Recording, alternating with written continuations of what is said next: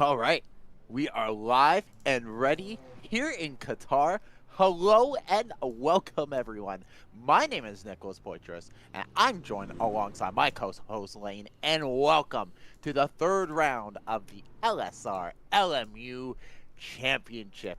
Today, we're going to be doing our full qualifying session. Yes, we've made it through the quali. We're not going into any other. We're not going to be mixing quali. We're giving you the full qualifying session here today. And man, oh man, I am oh so excited to give it to you, Mr. Lane. It is good to see you again. It's been a little while. I sadly wasn't able to join you last time in the booth for the race at Spa. I heard it was a pretty eventful one. Do you want to give any insight and highlights from last race and stuff that we can look forward coming into today? Highlights from last race. I'm drawing a blank. It's been like 2 weeks, man. I don't got no recollection of that race. I'm gonna tell you that right now. But it's good to see you back, Nick. It's been kind of lonely up in the booth. You know, lonely on the top, as they say. Well, top building where you can see all the cars. But it's good to have you back. I appreciate it, Lane, very, very much. Now, I do want to quickly go over all the cars that are currently out on track. Let's go through the top car. This beautiful Mustang that we're looking at. This is Jonas Bergqvist in the Goon Squad Racing team, car number 765. Yeah. A little bit of a Goon Squad. There's Irdar Shakiranov in car number 70. That's the Inception Racing 296. That was also quick last time out at Spa, and also was also quick out in the previous few sessions. Paul Zasmery in the GTA Autosports Plus 4 HRC2 in the 24 Porsche is in third, or is third out on track. Mark Garrison in car number 71 in the Ferrari Team Cannon Father, also out on track in the GT3. Dennis Boyko in car number 85 in the Iron Dames Porsche. And we have a Mercedes out on track, driven by Miles Norman in car number 61, the Iron Lynx car. And the other Proton, well, yeah, we got two Proton cars that are out on track for the Fords. One is driven by William Stickley in car number 88. And it is just the GT3s as that are currently out on track. I am getting pinged left, right, and center here, so I do apologize for some of the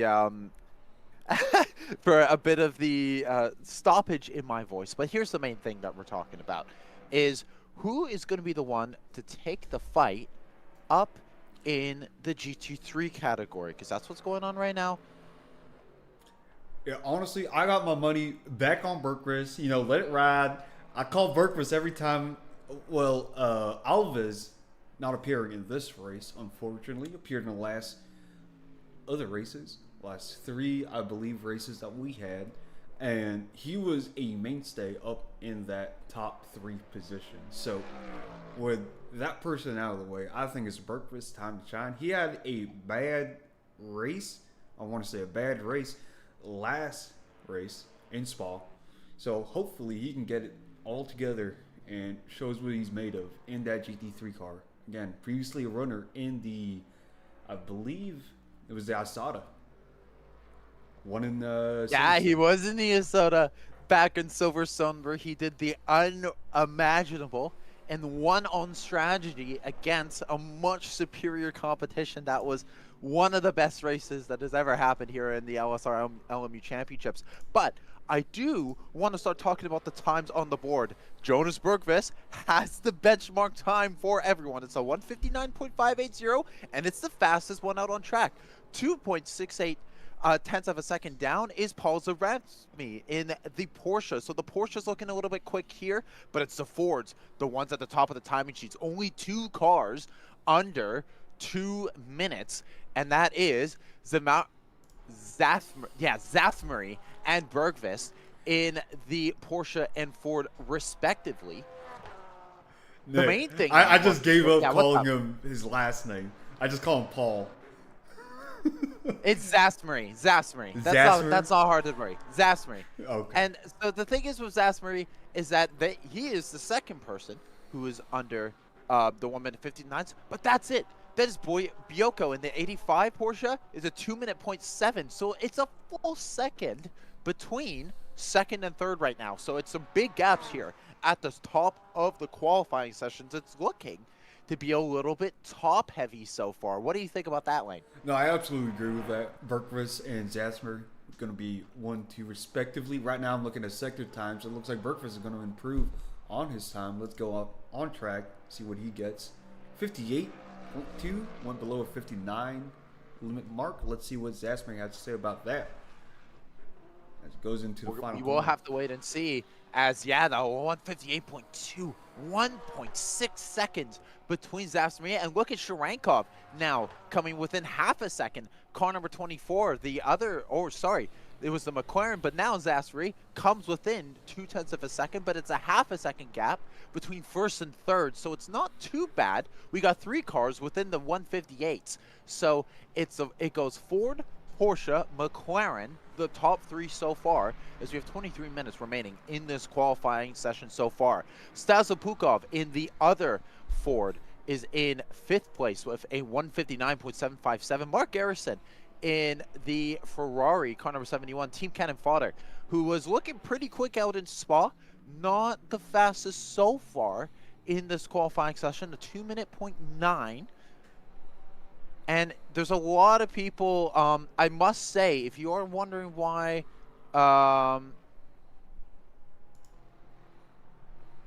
there's a lot of people in both GT3 and GTP that can't join the server right now, so we don't have our full field, and there's a lot of people very, very frustrated with that, and will not be racing, and we'll have to see about the future of some of those other drivers, but there's a lot of people we'll have to wait to see what happens. But regardless, though, we have 9 in GT3 and we have 8 in GTP, so it's not like we have yeah, it looks like we might have a server restart. Is that what's a lot of people? Yeah, we might have a server restart. There's a lot of people that are unable to join the server. That's all good in the hood for me. Gets me to open another Diet Pepsi, sponsored by Diet Pepsi. No, I'm kidding. Yeah, not sponsored by Diet Pepsi. Yes, so Diego Perez, they're giving okay, so we're probably going to be seeing a server restart, which is probably not going to be the most amazing thing in the world for the guys who've set their times, because a 158.0 for Jonas Bergqvist in that 765 car is an unbelievable time. It's half a second up on Zasmary in the Porsche. But it's going to be very frustrating for these guys because I think they're going to be just doing a flat hard restart. So we'll have to wait and see what happened. But yeah, so there is going to be a restart, which very frustrating for these GT3 guys. They're going to have to do their times again. I'm going to get a quick photo of this session. Yeah, and send it over. See if they won't continue GT3 qualifying. I don't know how many drivers that aren't joining the server that are running GT3. I don't think it's going to be nice for them to do it, or like to just like save disqualifying and just like, you know, just do qualifying for the hypercars. But I mean, I gotta feel bad for Berkvis. He's all warmed up. Yeah, it is all warmed up. He is absolutely flying. 49.1 in the middle sector. It is comfortably faster than anyone else so far. It's faster than the McLarens. It's faster than the other Porsches. It is flying. So we'll have to see, as that 58.0 is going to be quite a difficult one to do as he comes out of the final corner. Can he find an improvement on that time? He's got a lot of time to go faster and faster. And he does, a 157.937, and continues his reign up at the top. Absolutely flying. But, again, I don't know if these times are going to matter. When it comes to, oh, now would you look at that? Sharankinov in car number 70 in the Ascension McLaren goes to the top of the timing sheets on 157.754. We're starting to get a real qualifying session. It now I It I doesn't thought this even was matter. gonna be. Does it matter though? I don't know. I think I might. I have no idea. This is gonna be really frustrating. These guys at GT3, are they're gonna keep their qualifying session. Oh, I think we're resetting right now. Yep, they're stopping. Are they gonna be stopping the server? I just saw a bunch of other people leave the server. Okay, so people are starting to leave the server. But yeah, this is a bizarre one. You don't really I don't think I've ever seen this before. Yeah, same here. This is you know, it's the first time for everything here in the LMU spaces. But it's a 2/10 battle between Shakurinov and Bergvist in the McLaren versus the Ford. I really want to see how that battle reigns on in the second quali, because we're going to be doing another qualifying session as people are starting to leave. But I think the guys that are out on track, they're completely oblivious. They have no idea what's going on. Yeah. And it's kind of funny. And they're not gonna be happy at all that there's gonna be a server reset. But it's gonna be forced. It's most likely gonna be happening here so that every single person can get on the server properly. And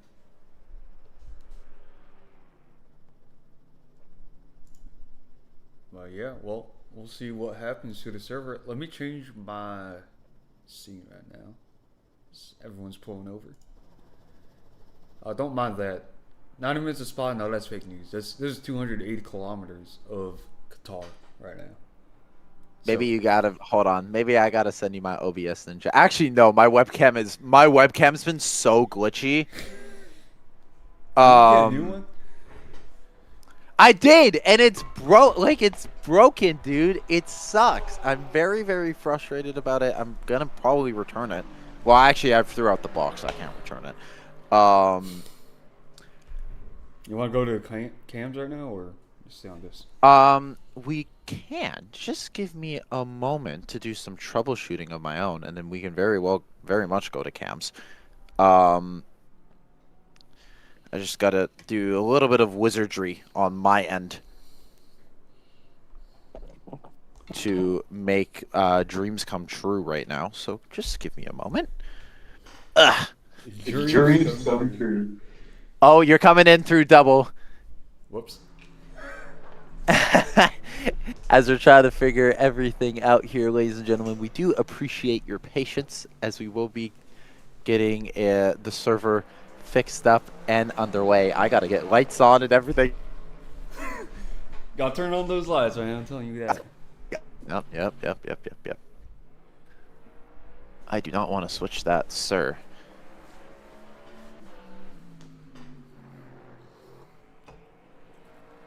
Again, we very much appreciate your guys' patience as we're trying to figure this out at this very moment. And once everything is underway properly, we will get back to our scheduled streaming of the third round of the LSR LMU Championship here at Qatar. But for the moment, we're having some technical difficulties, and we're going to be going to cams very, very soon here. So we appreciate your guys' patience as we will be getting coverage underway very, very soon. All right. Why is the camera taking forever to load?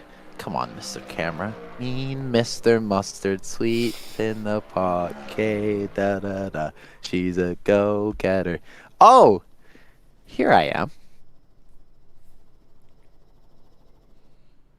Okay. New server is up, ladies and gentlemen. So so it looks like we might not have to go to webcams, Mr. Lane. I'm still gonna send you my OBS Ninja anyways. Okay. But believe this is a new server that I'm joining in, so. Yeah, we gotta join a brand new session, so it's gonna take me a million years. Same here. God damn it!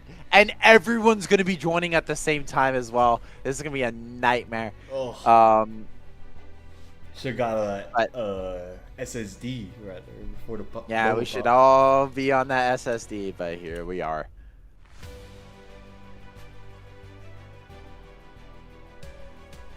So again, we very much appreciate your guys' patience with this as we're trying to get this underway.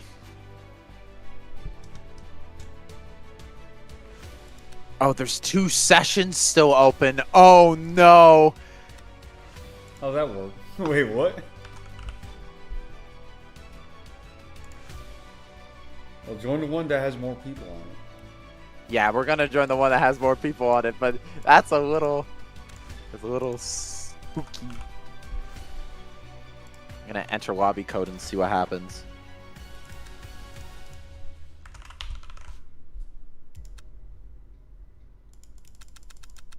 This is fun, but I did take a photo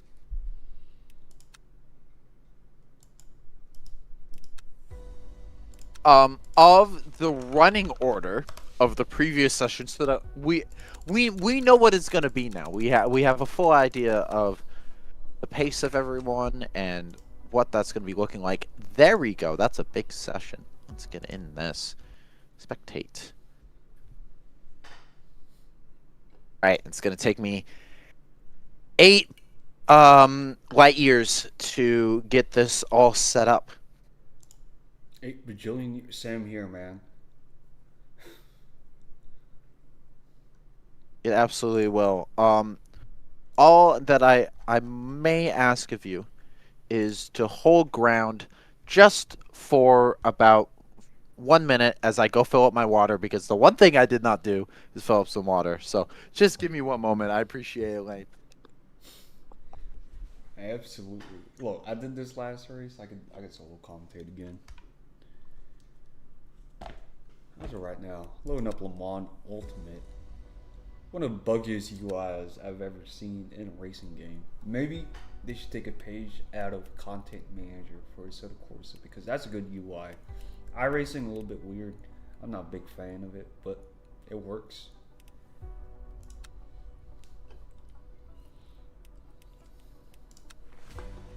But it's pretty much a hassle to get through your LMU servers, if you will.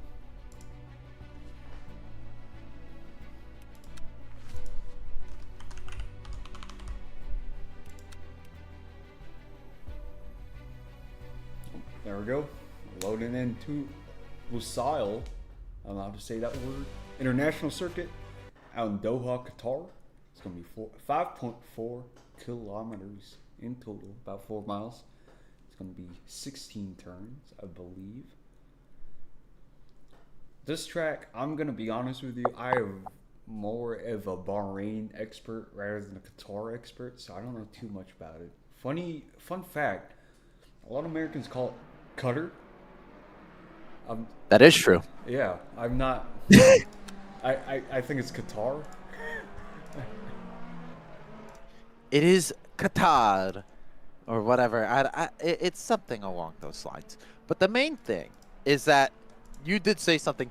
This is a track that, you know, I also don't I don't know all too well, personally. But if there's one thing that I can tell you,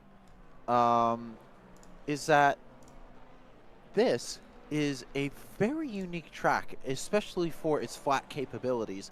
But it's a very, very fast track, and it can lead to a lot of overtaking opportunities. So I think we're going to see some pretty good racing here as we come down to it. But the main thing I got to say as well is that it is a technical track. I don't think that can be doubted for a moment. And as we see, the GTPs actually quickly out on track. I think is this a practice session, Lane? I'm not 100% sure. It is qualifying right now. I believe they're out in qualifying. Oh. As we see one of the Porsches going off. That's car number 4. That's Bailey Harrison in the 963 having issues as he goes off. Wait, the GT3s are on track too. So, hey, you know what? It might be a mixed qualifying. Yeah, no, so I think we're just doing a mixed qualifying just to get it over and done with, which I got to be honest, I kind of like it like this. This is going to be chaotic, it's going to be fun, and it's going to lead to a unique order because everyone else is still trying to figure out what on earth is going on. Meanwhile, my LMU went from 100% to 0%, so I'm not really sure what's going on there. How to go backwards? Yeah, I'm not sure how that goes backwards, so I'm going to restart my game. But the main thing is, as we look, oh my god, my whole PC is, oh, that is not okay. The main part is that as we're looking on board with car number 709, the Glickenhaus, which is being held up by, not being held up, it is doing the holding up of Bailey Harrison in that 963. I know he's trying to get through and out of his way immediately. He's having a little bit of a hard time. Now gets the move done, goes up the inside. Let's see what that 4-car unleashed can do. So as one of the Isotta Fraschini's moves off to the side, it's going to be Bailey Harrison trying to go for a flyer here. I wish, again. You ever split? Wow, I'm at 100% CPU usage, but you don't even show me what's going on. Oh! I'm in the game now. Hey! Perfect. We're all good. Yippee-ki-yay, we have made it, ladies and gentlemen. I'm actually... Sorry, Lane. I'm gonna... I'm gonna take off my webcam. My CPU is gonna literally explode if I don't. So fastest time on the session, a 145.641 from Jose Flores in car number 48 in the Peugeot, setting the benchmark time. Daniel Piedad in second with a 146.394 in the Cadillac. It's 7.5 tenths between first and second in the hypercar class lane. That's a big gap. Alex Drury in the... Is that the Genesis? It is. The Genesis making its debut. In the... it's the 29 car, driven by Alex Drury. Welcome, Genesis, to the top class of motorsport, and as you do, it is in the top 4. I don't know if you heard that sneeze. That would have been really funny if you did. And then fifth, it's another Cadillac in the WTR car, number 101. It's Stefan Itzke in the one with a 147.108. As we go down the order into GT3, it is Bergqvist still with the dominant time of 158.305. That time will be coming down as we see a little bit Bailey Harrison. And I was talking about it. He was going to be fast if he was given some clean air, but 1.2 seconds of a lap faster. Whoo! He is flying right now. And he's going fast right now. 143.694. That Porsche is flying. It's a Porsche Penske 1-2 around the streets of Qatar. Around the tarmac in Qatar, as Jamie Mungate is in second with a 144.924. He is flying as well. I didn't expect the Porsches to have this much dominance. Have you seen this in qualifying sessions, Lane, in the previous race? Because I don't remember this. Well, in the previous race, I haven't seen it in the LSR LMU Challenge, but don't talk to me about real life. I got PTSD. Yeah, we got PTSD from IMSA. I couldn't agree with you more. But the main thing about this is that Jose Flores is going to respond back, but with an even bigger margin, 8.5 tenths. And it's Nebula Motorsports in the Pro-Am class with a 142.829. Goes to the top of the timing sheets. Wow, what a flyer. But it looks like the Porsche has the bop advantage here because it's Porsche 234 apart from the Peugeot. So it's going to be one French car holding off 3 Germans. That's going to be very interesting, to say the least. As we're coming up, we're just under 11 minutes remaining in this qualifying session as we go through the remaining guys on the grid. Outside of Daniel Piedad in 5th with a 145.516. Oh, I should also mention Brendan Wildman is the car that makes it a Porsche 234, as he's in 3rd in the 87 Overdrive car with a 144.0. As we're seeing some wheel-to-wheel action down in the turn 1, as that is Jamie Mungate getting past one of the Glickenhauses as he's trying to go to the top of the time machines. Jamie Mungate, we know, always going to be there, always going to be in that fight. But the question is, can he take the fight? Not just to Bailey Harrison, who's his teammate in the Porsche Penske lineup, but Jose Flores overall, because that Peugeot is flying. But Bailey Harrison was able to find some improvement on his last time, a 143.147. He's flying in that car as Jose Flores is coming through. I'm trying to see what his gaps are most importantly. Oh, this is not what I wanted to do. There we go. My apologies. Here we go. This is the beautiful board I wanted to look at. And in 7th place is Ed Torres. I did want to go down the order and look at the top Toyota in the other overdrive car. He has a 145.75 and is now down to 8th as Jacob Tucky in car number 13 in the Hunting racing car in the Ferrari is with a 145. As you see, that absolutely stunning. And is that the old chassis? GR010? I think it is. It's not the new car. It is the old car. I was a little confused when I was looking at it. It's like, what is that? Yeah, I don't think they got the updated one. Yeah, they do not have the updated one. It's still the OG car. I wish there was an Asota for Skinny. We do not. We have 2 Glickenhauses that are driven by Whitaker Zelensky in the 709 and Nico Perez in the 708 car. But we have 14 hypercars out on track. With 8.5 minutes remaining, it's getting pretty close. Oh, Jesus, what happened to that for? Ooh, I'm not 100% sure. I was looking at the timing sheet, so you'll have to tell me. But I do want to look at the GT3 times.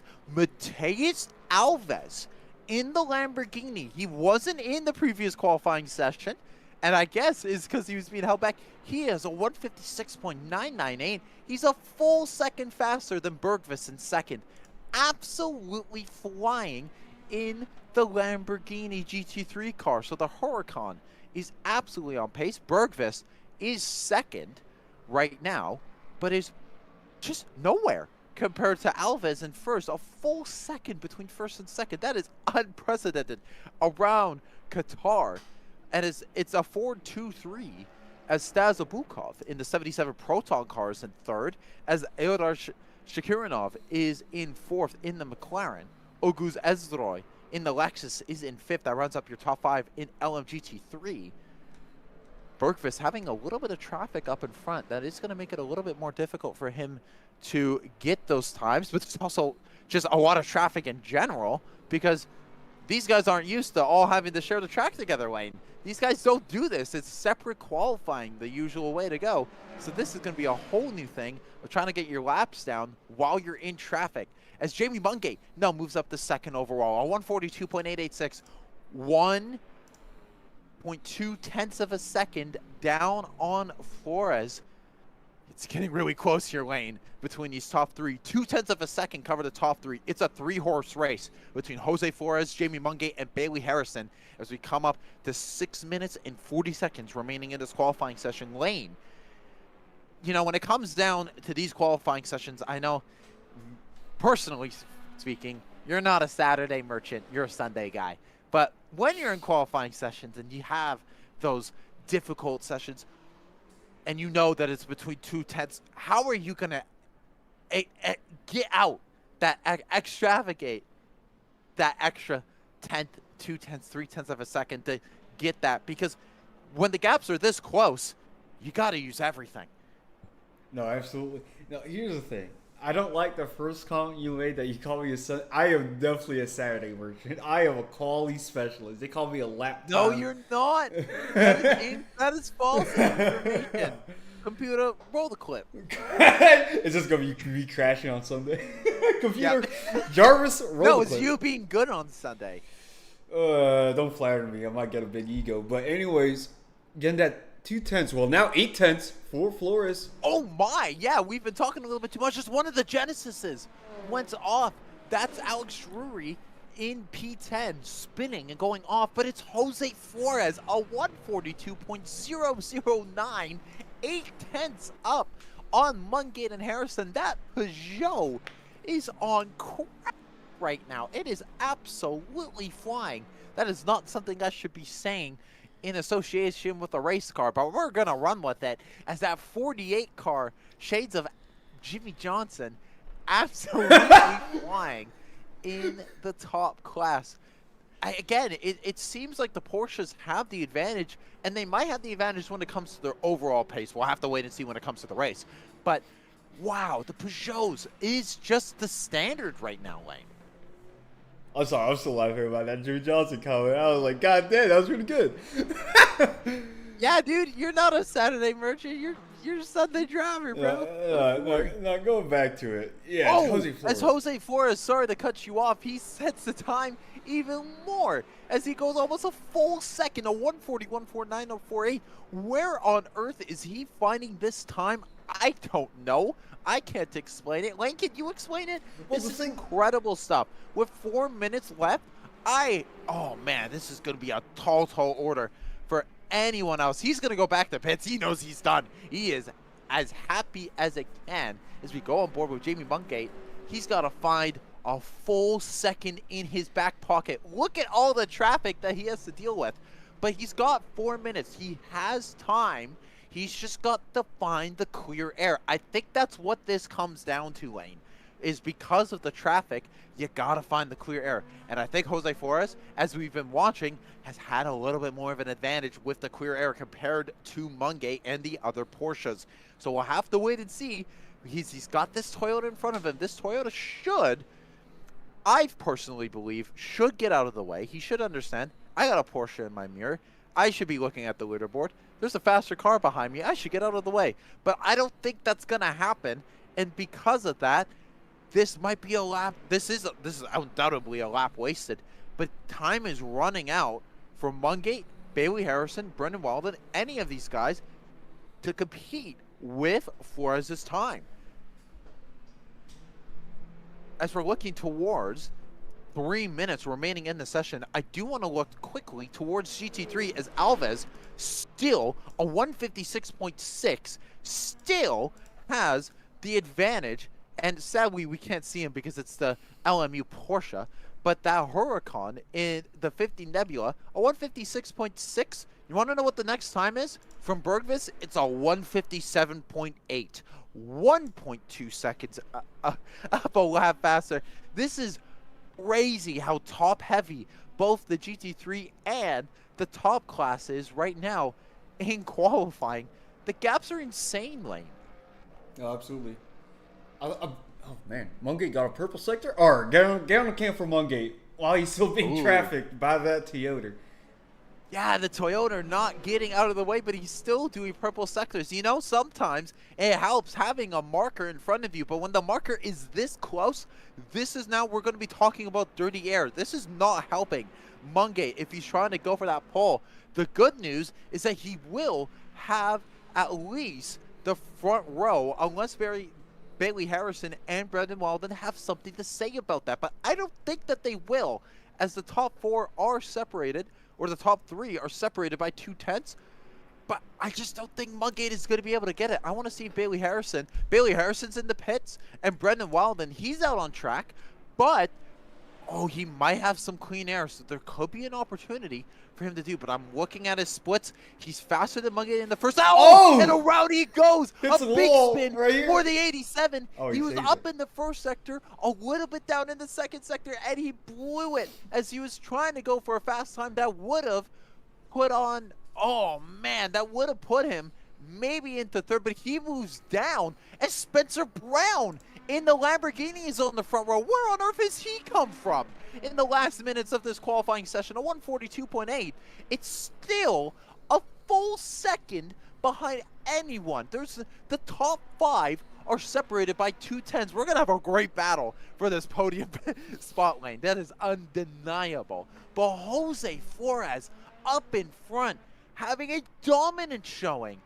Oh my God, that is unbelievable to see from Jose Flores. That is the time to show, but Spencer Brown, a 142.840 to a 142.886. It is unreal how close it is between the two of them as we're coming down to the last 20 seconds of this qualifying session.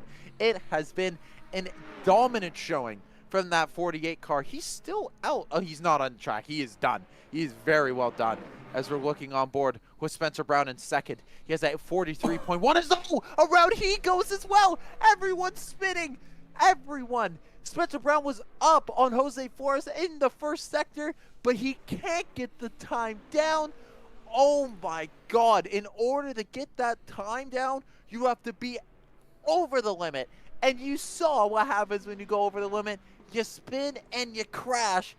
And that, ladies and gentlemen, means that Jose Flores, by 9/10 of a second, is your pole man, a 141.08. Jamie Mungay is out on a lap right now. Oh, and he pips Brown. Yes, that's what I was hoping for. And goes a little bit faster, a 142.7, but it's still 8.5 tenths off. Spencer Brown in third. An incredible job, but it's Peugeot, Porsche, Lamborghini, your top three. I did not expect that near the end. What an amazing finish to this qualifying session. An unreal way to end it. Mateus Alves is your pole man in LMGT3. Jonas Bergqvist in second. Staza Bukov in third. Pavel Trubenkov in the Lexus beats out Smazri in the Porsche and moves into P4 with Smazri in fifth. Marcus Smith in the other Huracan in sixth. Dennis Boyko, in the Porsche in seventh. Ilya Sharenkov in eighth. Ugus Estroy in ninth, who I was seeing in chat was complaining about someone having his lap ruined, so that's why he's down the order. Mark Garrison in 10th in the 296. Latuso Horeski in the Corvette, the 33 car. William Sickley in 12th. Miles Norman in 13th. But most importantly, up at the top of the timing sheets, it is Jose Flores with an absolute flyer, a 141.948 with the top time. Jamie Mungay in second with Spencer Brown in third. Bailey Harrison in car number 4 in fourth with Brendan Weldon in the 87 overdrive car in fifth. We had 2 spins from cars in their final flying laps. Both Weldon and Spencer Brown, an insane finish in the top 5. Ed Torres in the Toyota in sixth in the overdrive 410 car with Stefan Itzke in the 101 Cadillac in seventh. Jacob Tukey in the 13 499P in 8th. Daniel Piedad in 9th in the Cadillac. Thomas Dickin in 10th in the Porsche. Talked Phoenix in the AF Corsa. In the other AF Corsa Ferrari, followed by Victor Zelensky in the Glickenhaus in 12th. Alex Drury in the Genesis in 13th. Kyle Welling in the other Toyota in 14th. And Nico Perez, the final car here in our session. Aaron Lane, Mr. Lane, they're coming out to the front of the... I love name dropping you. I'm so sorry. What do you mean? Anyways, as we're coming up to this grid, and we're going to be moving on to the grid very, very shortly as everyone's getting on, Jose Flores is looking to be the top of the town, but I was looking at the splits and Spencer Brown was matching. So I think this might be a 2-horse race between that 48 car and the 12 car. I'm not sure what you think about that, Mr. Lane, but I'm not sure if these Porsches, we'll have to see what the Porsches will be doing. Is someone in chat saying no heroics into turn 1? I can understand that statement. All the heroics in the formation lap is about to commence. But Lane, as we're about to get started, as we're about to get our fight down towards turn 1, who do you think is going to be our winner between these guys? It's insanely close between this top 5. Dude, quick picks right now. It's going to be a long race. Flores got obviously the pace advantage of what we see in the qualifying, but let's see if all the other runners, Jamie Mungay and Spencer Brown, Bailey Harrison, Brandon Weldon, can make some funky strategy going into it. I believe Spencer Brown and Jose Flores are on the same team. Yes, I believe they are. It says 19 on side, but no, it's a. It's 12. But here's the thing, though. I got to take it over as we're about to get started on this launch. I just realized we are coming up to this launch. And the thing is Flores has the inside line, and he doesn't get the start as Mungay is going to get the jump. It was a bad start up in front, and it's going to be Mungay who's going to lead us into turn one. It was a horrible start from the Peugeot as he goes down the order. Bailey Harrison is also going to try to take the fight. It's almost a Porsche Penske 1-2 as we go into turn two. Up the inside, though, goes Spencer Brown in the Lamborghini as he moves up into second place, or does he? Look at Ed Harris in the Toyota having a good start. He moves up in the fourth. This is a nightmare start for the Peugeot of Flores from the top of the order all the way down. I actually don't even think he was at the beginning of that order. Was he? I don't think he was. Well, at Taurus, no, he's down to started 6. Up and top, so he's down the order. I didn't even realize he wasn't going to be at the start, but it's going to be a Porsche 1-2 at the beginning as Bailey Harrison moves back up into second place as Spencer Brown still fighting as Flores down into sixth. It's Ed Torres in fourth. Brendan Wilden loses a spot, moves down into fifth. All clean, though, so far as we move through the middle sector of this track as Flores is trying to make his way through the pack. As around he goes as he clips the inside of the Gazoo Racing of Ed Harris. Around goes our pole man, Jose Flores, on the first lap. The 48 car goes down the order, and now he has to fight through the LMGT3's a nightmarish start for the 48 car. Unbelievable luck for Jose Flores. He's got a lot of work to do if he wants to get a good points finish. He's got to put his head down. He's got an hour and a half of racing to go, and he's got to make it on the way. But that is unreal and an unbelievable amount of luck. Jay the Kentucky also got involved in an incident and moved down the way. And same with Talked Phoenix in the 83 AF Corsa. So a lot of people having issue at the beginning. But as we look towards the LMGT3 lead, it's Mateus Alves, a comfortable lead up in front, with Trubenkov in the Lexus going from fourth up in the second. A great start in the LMGT3 category for the Lexus as Stazabukov is in third. Jonas Berkvis, who was on the front row, now down in the fourth as Masri makes it the top 5 in LMGT3. What a chaotic start here, though, Lane, as we see up in front, Jamie Mungay is our leader as Bailey Harrison is right on the back bumper. These three are not fighting as we see Bailey Harrison trying to go for a move around the outside. Is he able to get something? No, but that might make Spencer Brown go up the inside, and there he goes. A little bit up the inside. He gets a move, but he gets touched offline. They're wheel to wheel, banging wheels, but it's still going to be Harrison leading.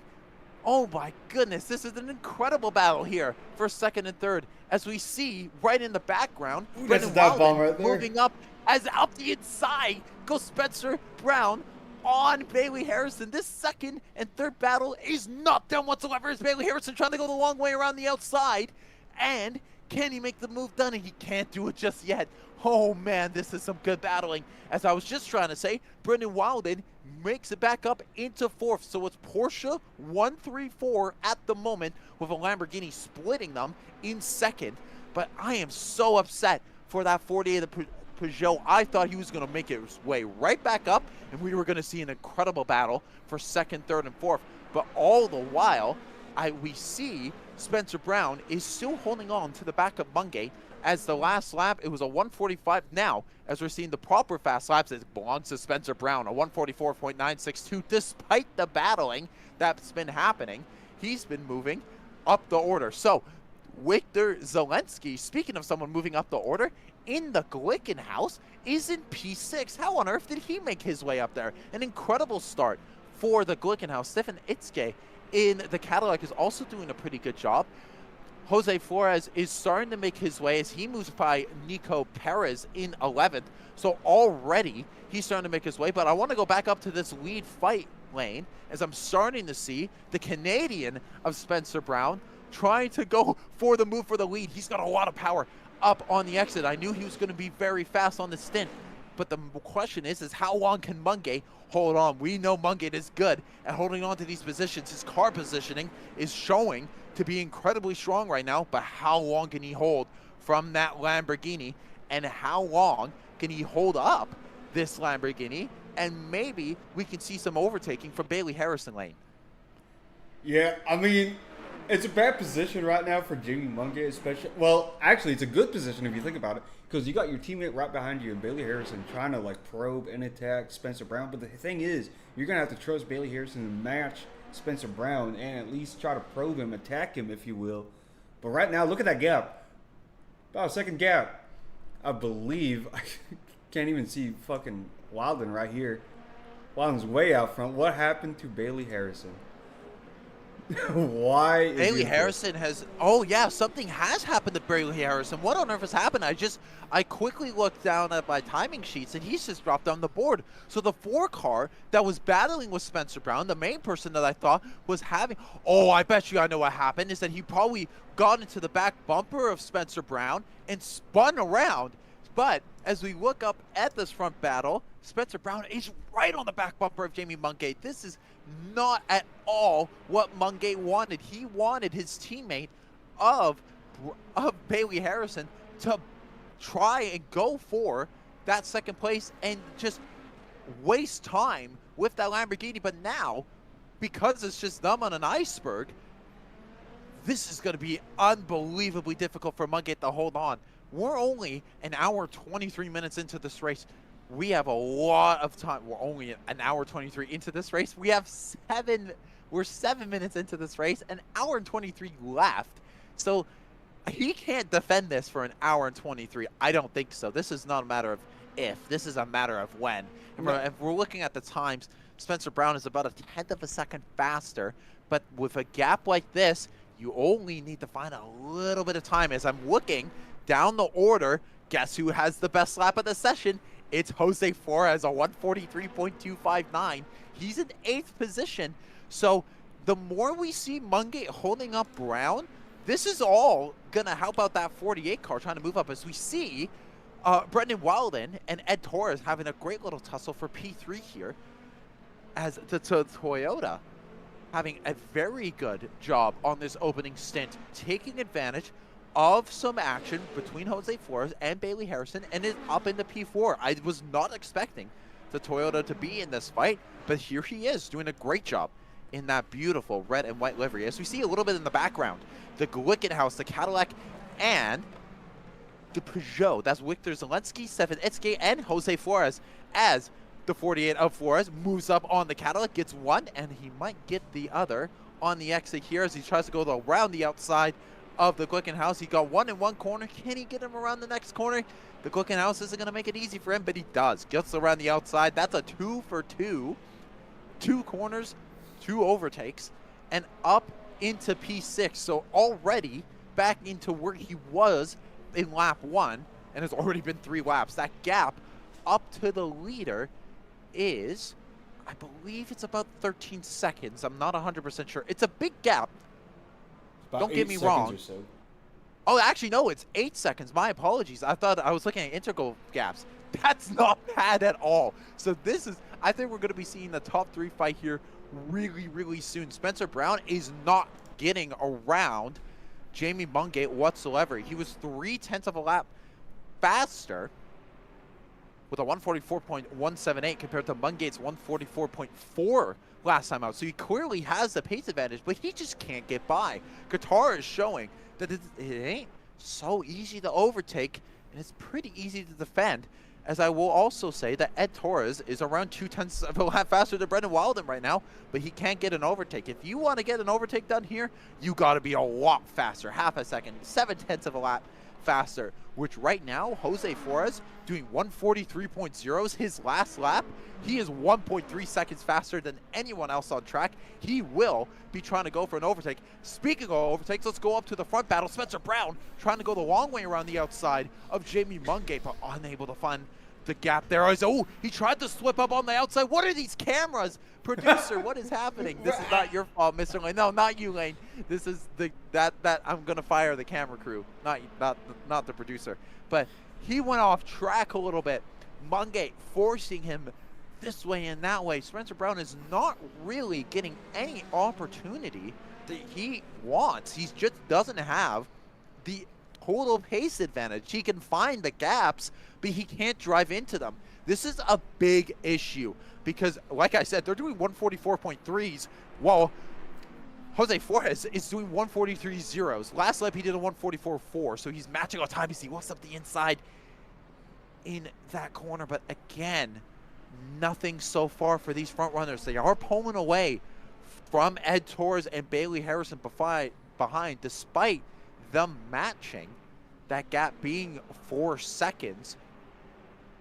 But Jose Flores has an 8-second gap, so he's got to start driving it down. But and Spencer Harrison looking up the inside, or Spencer Brown looking up the inside. Spencer Harrison, god damn it! I'm no, it's back it's again. The spot thing all over again as he moves up the inside. He tried to find an overtake up the inside, but again, like I said, he can find the gaps, but he can't drive it in because he doesn't have the pace advantage yet.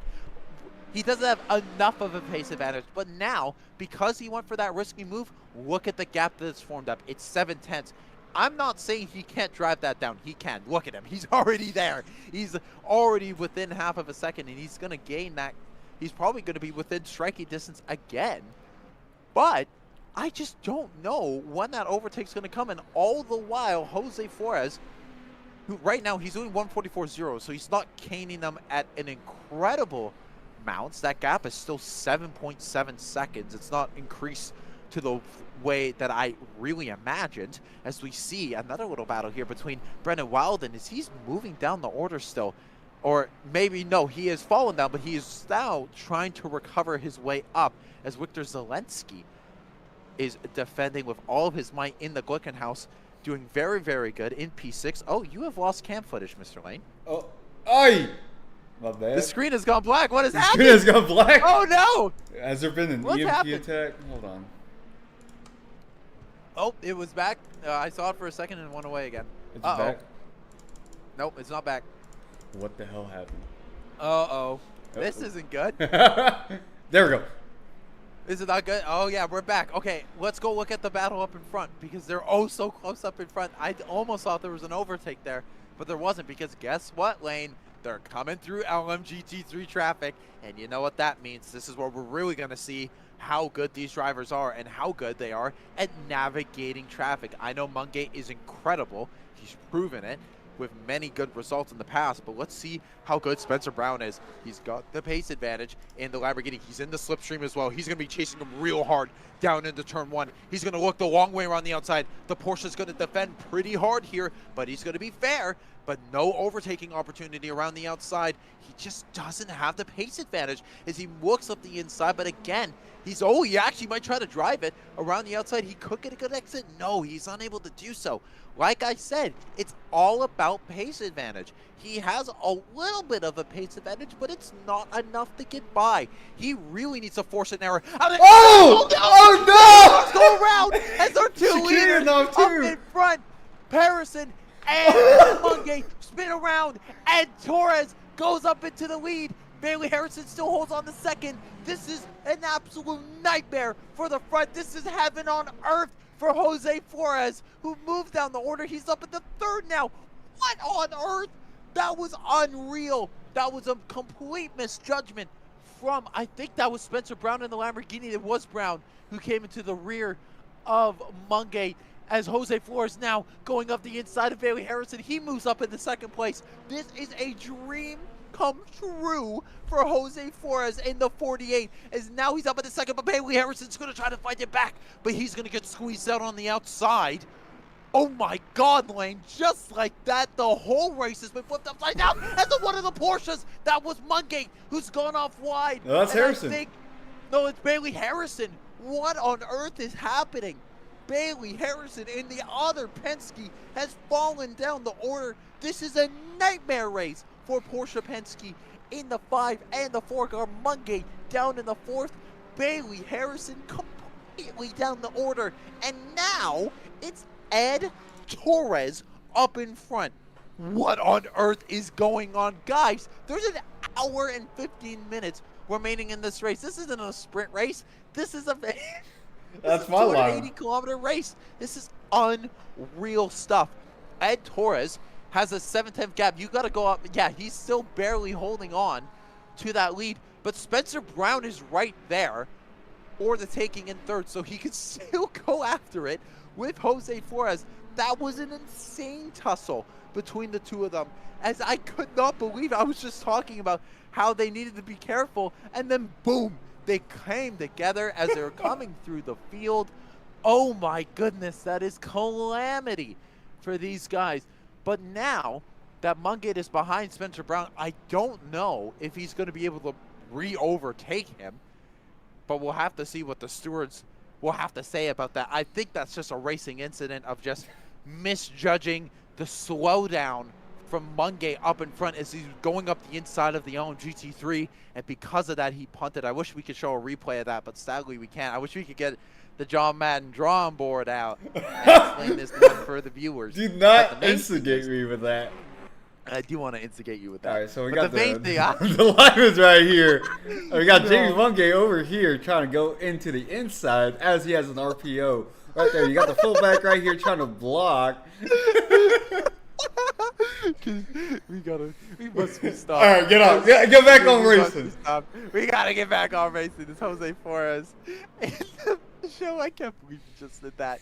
In second place, he's starting to flash the Toyota up in front because he knows what everyone else knows. That lead is going to be his pretty soon here. What a insane tussle for this lead spot. And I didn't think that Toyota thought he was going to be leading. But the question is how long can he hold on? Because we're getting a bit of a train here, and you never know. If Flores has a bit of an issue getting past this Toyota, we might just see Spencer Brown and Jamie Mungate getting right on the back bumper, and we could see a 4-car battle here for the lead. But I have a lot of confidence, though, that Flores is going to make this move happen, a one and done, and just get her done. As we see coming out of the corner, both of the Nebula Esports cars, Jose Flores and Spencer Brown. These are both teammates going after that 1 and 2. They could have had a pretty easy 1 and 2 if they kept to the script, but the script's been thrown out. It's gone completely disarray, and now we have what we have here, which is with Ed Torres, who started in 5th, now leading because everyone around him has had complete and utter chaos. It's pretty much only been Ed Torres who's been able to keep it clean. I'm going to knock on wood because you never know what's going to happen in this fight for the lead, as we have an hour 12 remaining in this race. Jose Flores still right on the back bumper of Ed Torres. Mateus Alves. Do you want to know what the gap is between Mateus Alves in first and Jonas Bergquist in second? Oh, Jonas Bergquist get up there? Oh, okay. Guess right now it's going to be 5 seconds, right? Bergquist can do it?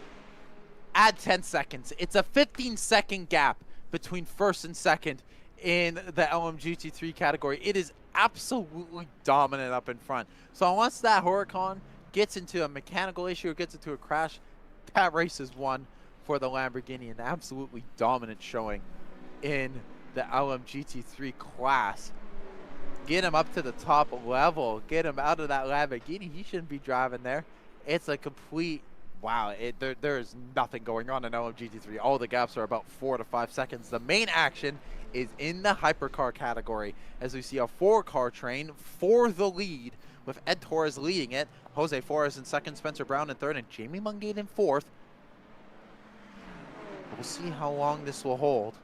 As we're looking at the last laps, Ed Torres, he's not doing the worst job in the world, a 144.3 compared to a 144.2 from Jose Flores. He's managing his own pretty well here. As up the inside goes Flores. This could be an overtaking opportunity as he gets a little bit onside. There's a little bit of wheel banging, but unable to get that. But now Spencer Brown is going to maybe try to take the fight. I think they're in VC, and I think if you are on team radio, I don't think you should be going for an overtake on your teammate like that. That would completely mess up the main goal, which is trying to go for the lead, as Flores looking to the outside again, but unable to find that overtaking opportunity. He does have the pace gap. He knows how to stick it up into gaps as he looks up again, trying to really push Ed Torres into making a mistake. He is oh so close this time around. He could very well go for it into turn 1 if he wanted to, as we are flying down the front straight.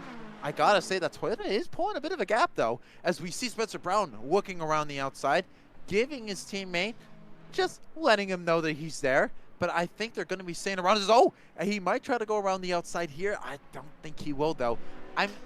This is interesting because I know they're in VC. What do you think these two are talking about? Are they just racing? I think they are racing, because look at Spencer Brown as he's trying to go up the inside of Jose Flores, but again, no move, as he's actually going to back off a little bit. We see some flashing from Jose Flores as he's a lot faster in that space. He looks up the inside again. No overtaking opportunity. He's practically bumping Ed Torres through the corner. He's saying giddy up as we see Spencer Brown trying to go the long way around the outside through the other hairpin. This is all just popcorn for Jamie Mungay in the back, as we see a little bit of an issue. And I think that was Ed Torres. Wait, what happened to Ed Torres? Wait, what happened? Yeah, wait, what? What? What happened to what? What? What? What? What happened to Ed Torres? He was leading and now what?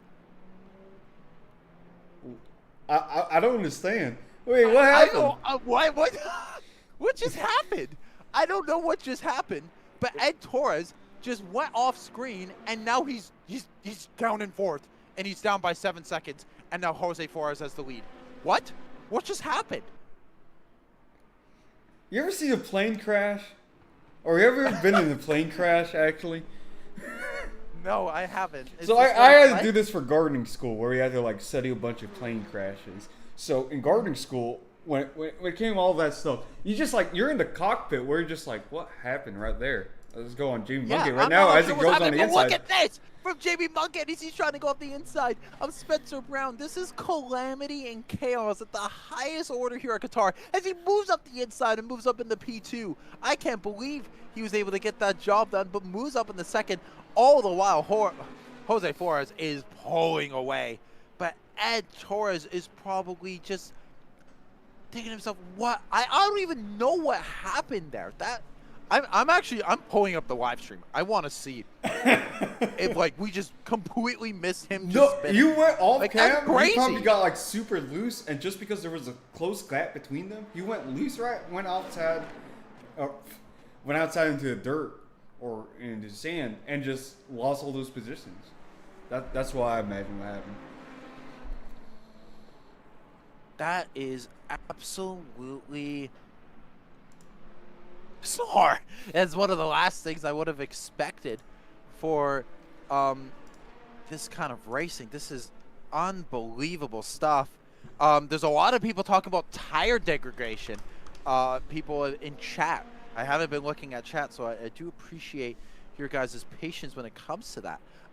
But yeah, tire deg is playing a big order here. I'm looking to see what has happened to Torres, because yeah, this has been an incredible battle here for the top 4, and I just want to see.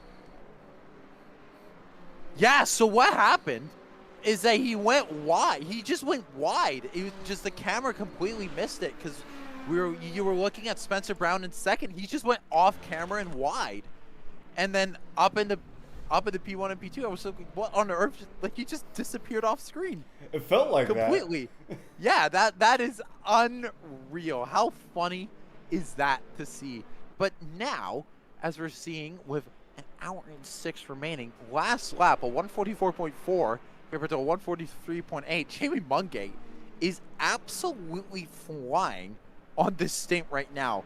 I'm not sure if the Porsche might be doing a little bit better on tire day compared to the Peugeot and the Lamborghini, and I think that's what's being played into here at Qatar. Because it's such a flat track, you're just getting so much scrubbing because there's nothing for the tires to lean into. Yeah, you see some of these corners have a little bit of banking, but that's not enough. And especially for these such high downforce cars, there's just going to be scrubbing galore. So as we see on the energy, it's around 50%. So they still have a long way to go before they can come back. A few people have actually done some stops. I think it was Harrison. Bailey Harrison, Kyle Welling, and Nico Perez doing some stops. Jacob Tucky also got a stop done. as we're looking towards that battle. But yeah, no, Ed Torres, I'm looking at his last laps, 147.8. He was pushed to do those lap times because he has completely fallen off.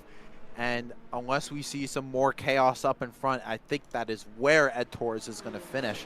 Unless we see anything more happening with these guys up in front, because it's now a 3-horse race. It was 5 down to 4, and now it's down to 3.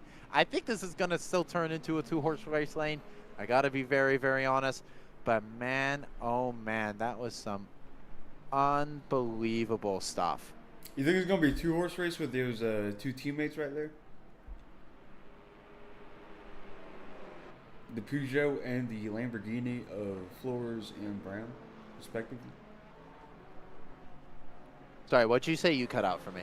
Oh, my bad. I was going to say, you think it's going to be a 2 teammate, like a teammate race between Flores and Brown in that Peugeot? Or could it be a Porsche Peugeot? I'm not sure.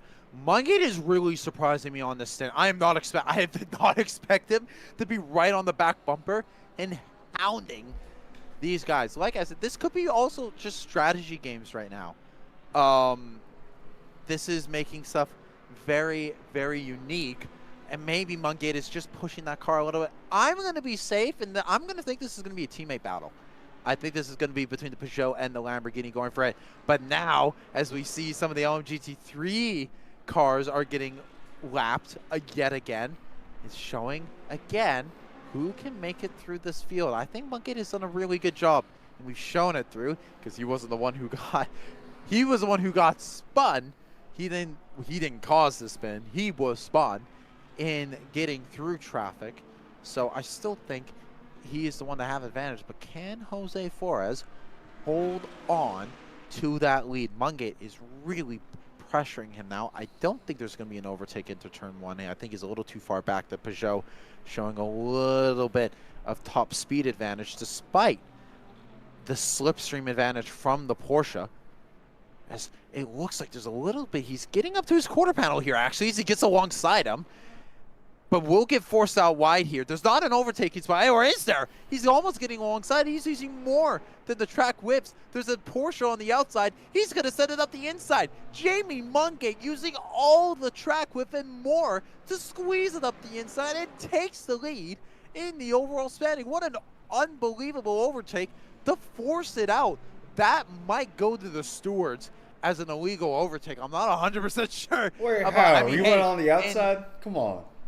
No, but you saw how far he extended. He was on the blue and orange. But I think he had 4 wheels on the orange on the outside. They got the that GT3 traffic coming up. So it was just like, he has nowhere else to go, because obviously the 48 of Flores is going to have to go a little bit wider. Yeah, but look at Flores now. As we saw, Mungate made an incident out of the hairpin. He had a hard time on throttle, but he sends it back up the inside. Oh! Flores switches it up the inside. This is the no! again. It boils over. Jose Flores is spinning out of this race. He tries to switches and does the over-under, and the pot boils over, and it is officially a 2-horse race here in LMU LSR.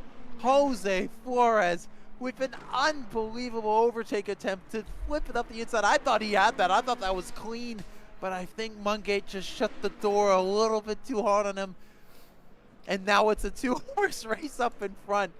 Oh my goodness gracious. What an incredible battle. And there's still an hour. Hour to go. There's still an hour to go. And these guys are treating it like a sprint race. Jesus. Lord have mercy. Man, if you were in this booth right now, you'd see me smoking cigarettes, fucking drinking beers. I'll just be like, damn, it's an hour left? Shit. Yeah, man. And this is all we got to talk about, as it's still Spencer Brown. This is part 2. It didn't go well last time. It's proving now. I'm seeing a theme here. Oh, no. There's Mungate. Because the guy that he's battling was Bailey Harrison, I believe, in that other Porsche. Yeah, I'm right. And no, it was a Lamborghini in the other Porsche. Now the number 5 big brother over here is going to fucking try to get revenge on what happened to Bailey Harrison in that incident that I'm still trying to process. I'm not going to lie. That incident 15 minutes ago, it's like I'm saying it again. It's like a plane crash where you're just like, okay, everyone in the It's FAA. a plane disappearing off radar. It's just like you're watching a radar ping and just boop off. It's like I'm not gonna make that joke. But, the Malaysia 3. anyways, move on. We're gonna be looking at the front as JB Bucket is trying to make past Jonas Bergqvist in the Mustang. I love how you just read my mind there. I was like, I'm not gonna make the joke as you proceed to make the joke. I hate you, bro. As we look towards Spencer Brown, he tried making a move on the Jamie Mungate and he spun them both out. Now he's gonna try to go for it again, but let's see what's gonna happen because this is just chaos and calamity here at Qatar. And we said it was gonna be a two-horse race. I didn't expect it to be between these two, as all the way down the order they go, and I want to see the gaps, and I want to see how far. Yeah, Ed Torres is 15 seconds up in front. Jose Flores has just entered into the pit lane, so Jose Flores is doing his first stop. He's getting it out of the way, and hopefully, I think he's hoping and praying for these two to come together again, because I gotta be honest, the stats are leading towards it. It's not looking very good. Mungate is showing to be a very aggressive defender. Firm, could you call it fair? I think these incidents are just race incident worthy, but the fact that it's happening over and over again, I'm seeing a pattern here, and it's starting to concern me. But it's just, hopefully, we'll see a little bit more from these guys as this insane battle continues to reign on. We are officially over the hour mark. We have 58 minutes remaining in this race, or just under 59 minutes remaining in this race, as, Mr. Lamborghini using some unique track lines to follow the Porsche. You know, sometimes when you're behind a Porsche, you start to lose your mind a little bit, and you start to be a little bit extravagant. So I understand you, Spencer Brown, in the Lamborghini. Meanwhile, a little bit down the order, look at these two, Brendan Wilden and Zelensky. They're still battling. These two have been like knit and tucked together this whole time. The Glickenhaus still holding on to that P6. By the way, this whole time, Talked Phoenix, who qualified, I think, like 13th in the I don't think he even qualified. 83rd. He's in 5th right now. He's in P5. P5 in that having Ferrari. doing an incredible job. He's also within a second of Steven Itzke, but we're not going to look at that battle, as we're going to see Brendan Wilden trying to go up the inside of Zelensky in the turn one. They're wheel to wheel as he's going to move it up, but Zelensky, he's going to fight this, try to go the long way around the outside. This is a great little tussle here for P6. Glickenhaus going to have the inside into the next corner. Is he going to shove it up the inside? Yes, he will. So look at that. This is why I love guitars, because you can use the outside to make the inside, but guess what? Even if you're on the outside, you can still try to force it into the next few corners as Wilden trying to move it up onto Zelensky. I almost called him Thomas Dick. Oh, no! Getting onto the marbles on the outside. Zelensky going wide, and that battle for P6 and P7 is over between Wilden and Zelensky. Down the order goes the Glickenhaus. It was a great run for the Glick, but all good things have to come to an end eventually. And down the order goes the car number 709. That was a great little battle between the two of them, but sadly going over the rumple strips on the outside just sent them wide. And oh, look at this. This is the battle here for P4. Steven Itzke and Talked Phoenix having a battle in the WTR and A, of course. There's still a lot of battling up and down the grid. This is incredible as they go by Jonas Bergqvist in the LMG T3. And so that's the WTR Cadillac of Itzke holding on to dear life from Talked Phoenix in the P4. Meanwhile, Brendan Wilden is behind, and he might try to make this a 3-car battle for P4. We'll have to wait and see. That 963 is still a little bit behind. He's 2 seconds behind the battle for P4. So we'll have to wait and see what happens there. But still, out in front, it is Mungate, but I think they're starting to settle into their times a little bit. Mungate is getting that gap up to a second. So Spencer Brown, the screen's gone black. You're getting hacked again. Oh, hell no. You're getting hacked again, buddy. Jamie Mungate still holding on for that lead. Again, that gap is 0.8 seconds right now, and it's been holding at that for the last lap and a half. So it seems like they're kind of holding into it. We'll have to wait and see. We are back. Houston, we are back. And so I think they're just settling into it now. I think these guys need to be like, hey, we got like 55 minutes of racing to go. This is a 2-horse race now. Let's just settle into it. And I think they're probably around a quarter tank when it comes to their energy. Hopefully, we'll get an answer on that soon as we see Talked Phoenix right on the back bumper of Itsuke in the AF courses. The route he goes. A lot of people are having issue with grip here. This is so bizarre. First the Glickenhaus, now the AF Corsa Ferrari. So that battle for P4 is now done. That moves Brendan Wilden up into P5. Oh man, and that gap, by the way, is around 1.5 seconds between Itsuke and Wilden. So we'll have to wait and see what that battle will be commencing for P4. But man, oh man, what a frustrating race. By the way, I just realized something. Yeah, Jose Flores has DNF'd. He retired from the racing, completely DNF'd. What? So he is done and out. Yeah, he he completely he's done. And has retired from this race after his incident. I thought he went to the pits to fix his issues, but sadly he did not. It is absolutely frustrating, to say the least. There's still a few cars that are still out on track doing their laps. I believe the top 7 still hasn't pitted yet. Because let's look at the virtual energy right now. Top 10, if you will. Welling, the last in the top 10 with... Interesting. I thought Nico Perez did some stuff. Well, Nico Perez is, I believe, still on that low fuel. 37% compared to the 30% of Kyle Welling right now. Everyone else on the low center, while the people behind him, Harrison, and I believe that's it, because everyone else pitted or retired. Had stopped. Yeah.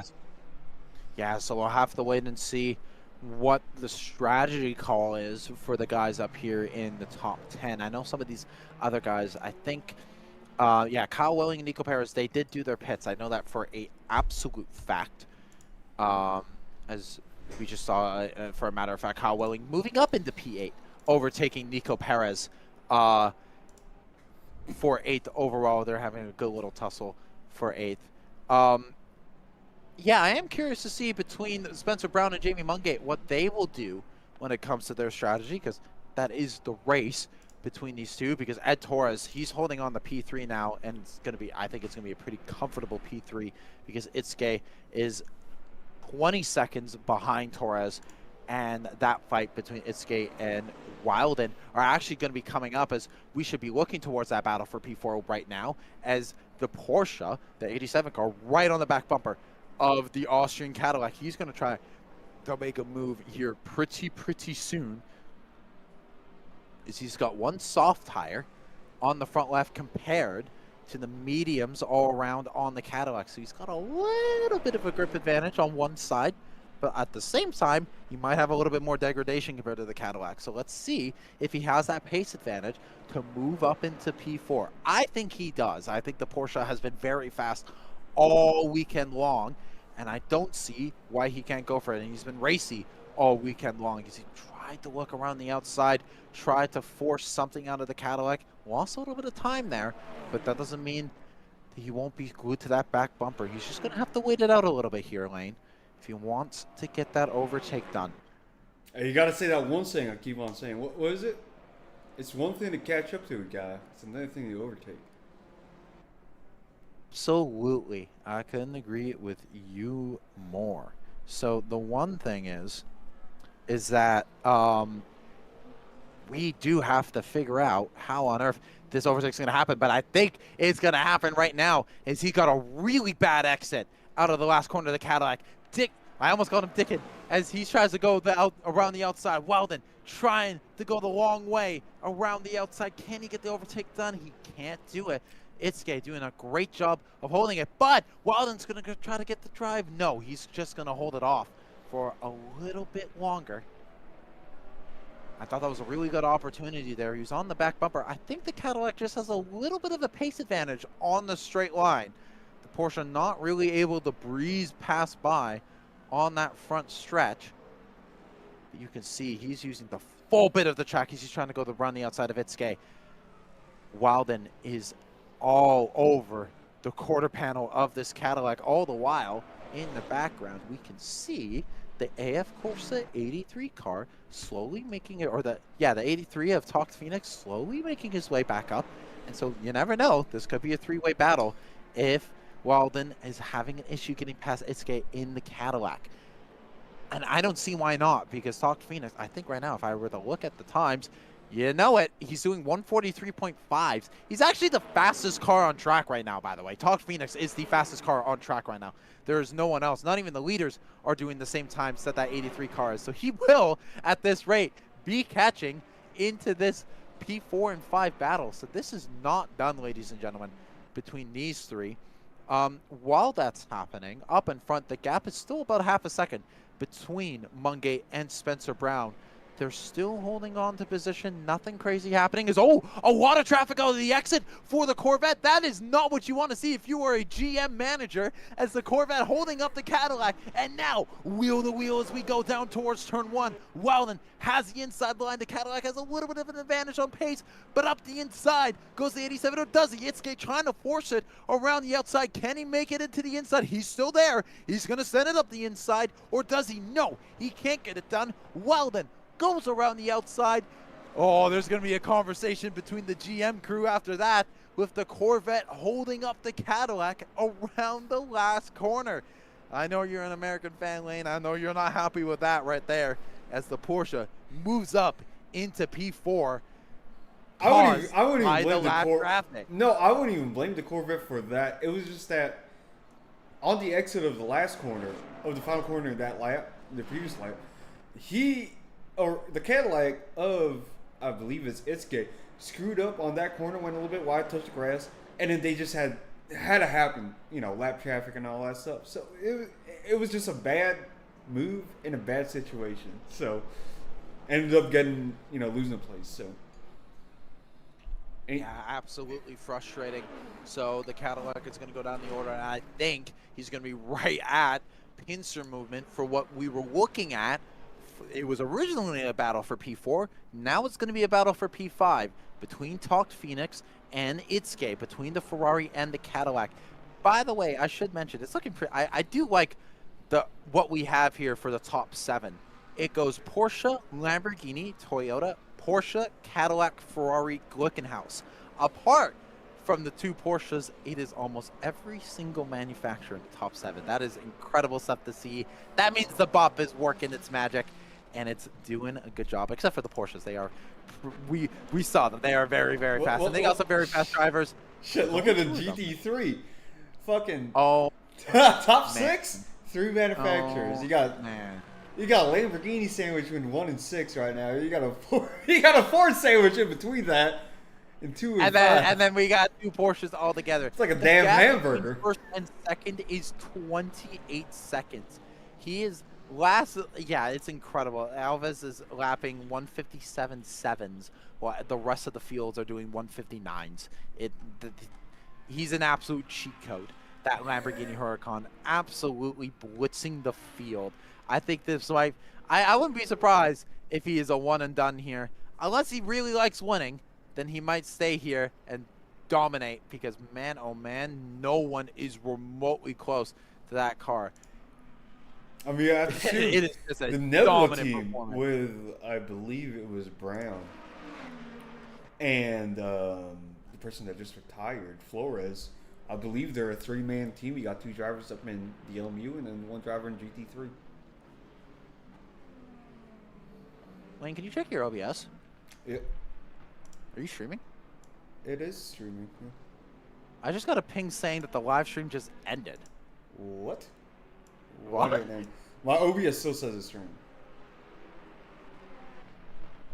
I'm checking this right now because I want to confirm that we are still streaming on our end. Yeah, we are still streaming. That is really weird. Okay. Yeah, that is Come on, very, Nick. very weird. No, it just says why. Oh wait, never mind. We just got another ping for it. It was just my apologies. I misread stuff. We are still streaming here, ladies and gentlemen. My apologies for everyone. I hope you guys are having a good time here so far, as we're seeing an incredible race up here in the overall battle, as Jamie Mungate is still in the lead from Spencer Brown in second. The gap now 1.3 seconds between Mungate and Brown. That gap now increasing by a second since we last looked at them. Ed Torres in third, was leading for a little bit, but now is in third, but is very comfortably in third. 20 seconds adrift from Spencer Brown and Mungate. So he is completely alone in no man's land. And we know that as Talk Phoenix moves up into P4 and gets the job done on the Cadillac, he gets, finally, he's been flying these last few laps. I think he's been battling with this Cadillac. He's lost about 2 seconds a lap because of it. But now, finally, recovering from his spin, he is back up into P4. But the thing is that he is 25 seconds adrift from Ed Harris. And there's no safety car in these races, ladies and gentlemen. There's no way to bunch up this field. So this looks like it's going to be pretty clean sailing for P4 unless we see some more chaos and calamity between these two guys. Because, hey, he spun out trying to overtake him. You never know. He might have some issues trying to hold on. But you can see in the slipstream how that Cadillac gains quite a bit as we see not Dickin. I keep trying to say Dickin. It's Brendan Wilden in the background entering into the pits. So he's the first guy of the top 6 to enter into the pits. What happened? He was just, he was in the fight, but he had a little bit of an issue, so that's why he went down the order. So, wait, what happened to Wilden? I have short-term memory loss, Mr. Lane. What happened to him? Wasn't he in the battle for P4? Oh, you told me, man. I forgot to. No, yeah, he was in the battle, but you probably just pulled into pits. Probably just slowed down. Well, no, he was very far behind them anyways before he pulled into the pits. So a little bizarre there to try and figure out. But yeah, he's the first person to go in, and I'm curious to see how that might help him in the long run, because he knows that the best that he can get out of this is a P4. So he's coming out right now into P9. Nico Perez, Kyle Welling, they've done their pit stops already, so they're going to be going a little bit longer compared to everyone else. But as we are coming down to the back end of our energy deployment, with 14%, that is the LMU 3s. But on the top guys, 13% for Mungate, and Brown only 16%. So these guys, they have about 3 laps to go, I would say, 2 to 3 laps until they eventually come in to do their stops. So the question is, because of the gaps up in front, so 1.1 second, I want to know, do you think some strategy is going to come into play and we're going to see some undercut and overcuts? Yeah, no, absolutely. Especially with Mungate and Brown. I obviously, I'm not the one driving out here, but you're going to just have to feel the track. Like, hey, is my tire still good? Hey, am I feeling good? Like, that's obviously going to be the best part of it. See a Goodyear sign just flapping about. But no, it's going to be, you're not going to think about a fuel, right? You're going to be thinking, am I going to pit first or am I going to pit after? And I think it's going to be a lap between both of them for Mungate and Brown to pit in between. You know what I'm saying? Yeah, no, I see what you're saying. And something else I'm looking at is that Ed Torres, a 142.9, fastest lap of the race. So Ed Torres is back into this. He's quite a ways adrift, I got to be honest. He's still 20 seconds. But he's got, at least on the time, the 1 lap time, I don't know if he can continually do that time. But if he can, well, he can definitely run longer. He might try to go for something here. He can run longer with the 17% right now. I feel like he could do the overcut and be fine just because he's running a lot faster than all these top cats up in front with Brown and Mungate. And, well, Phoenix, he got like a huge gap between them, 26 seconds. I gotta say, his last lap was a 144.9. So despite setting a 142.9, he is mildly inconsistent with that. He just lost 2 seconds after setting that personal best. So unless we're going to be seeing some low 143s, which, by the way, that's what Mungate and Brown are doing that. So he's actually only matching their time. So I got to be honest, I don't really see a world where he will be able to try and make a long stop. So honestly, I think we got to scrap that one lane. I think this is going to be a 2-horse race between Mungate and Brown, and Torres being able to hold on to that top spot podium if he's able to finish the race. We are officially 40 minutes remaining in this race. Jamie Mungate is still our leader with Spencer Brown in second, Ed Torres in third, Talked Phoenix in the AF Corsa Ferrari in fourth, Steven Iske in the WTR Cadillac in fifth, Victor Zelensky in sixth in the Glickenhaus, Nico Perez in seventh in the Glickenhaus. The Glickenhaus 6-7 is pretty good with Kyle Welling in eighth. So Perez and Welling actually going back and forth. I've just noticed that. But they are not on the same stretch of track, so I think I can put 2 and 2 together and assume what happened there. Someone had a spin, and someone went down the order. And so that's why they are no longer fighting for P7 and 8 respectively. Brendan Wilden, well, they were fighting for P8 and 9, but Brendan Wilden did his stop. And Wilden is actually a lap down now, so he will be able to go back onto the lead lap. I don't see why he won't be able to. But the problem is that he will be about 50 seconds adrift. And so because these front guys haven't pit yet, I'm starting to wonder if maybe Wilden pit a little too early. What do you think about that, Lane? Do you think Wilden pit a little bit too early? Maybe. These guys haven't pit yet. They're still not pitting. I believe that Wilden has his own strategy that he's going to. Maybe he just felt like the tires were wrong. Maybe he just had a hot head and just needs to slow down for a little bit. I think any pit, whether it's... I mean, like, an early pit's not going to hurt you too much. Maybe it can lose you a position and all that stuff. But then you still have that, well, my tires are warmed up. Well, I'm getting used to the track again. And all the other factors when it comes to all that stuff versus a guy that just came out of the pits right in front of you, where he got cold tires. He's not warmed up to the track, or he's not used to cold tires on the track. Well, driving for like, I don't know, it's been like 35 minutes now. Nearly a goddamn hour. You tell me. It's been a long stint for these guys. It's been 53 minutes for these guys. So stuff will be coming in. So Victor Zelensky, speaking of, so actually, no, we are starting to see some stuff. Itsuke into the pits now. Zelensky also into the pits. So Talk Phoenix staying out another lap. So Itsuke maybe trying to go for a strategy call here. Out of the box he goes. So interesting that these guys aren't really going with each other. That gap between Mungate and Brown, by the way, is 2 seconds now. So that Porsche really showing its strength at the back end of the stint, just like it does in IRL. So I'm not really surprised by that all too much. But the main thing, as I'm just quickly looking through to see if Brown and Mungate will be entering into the pits this time by, as we see as Itsuke comes out of the pits, he's having a quick little battle with Kyle Welling. Let's see if Welling is able to make an overtake up the inside, try to catch him adrift on cold tires. That's not what Itsuke wants at all. If he wants to go for that P4 fight, he's got to stay in front of Welling. But Welling is pressuring him hard here.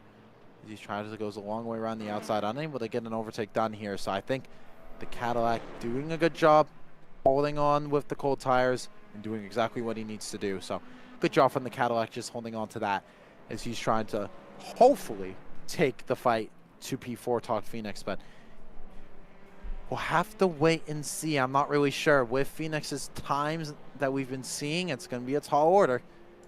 But we'll have to wait and see.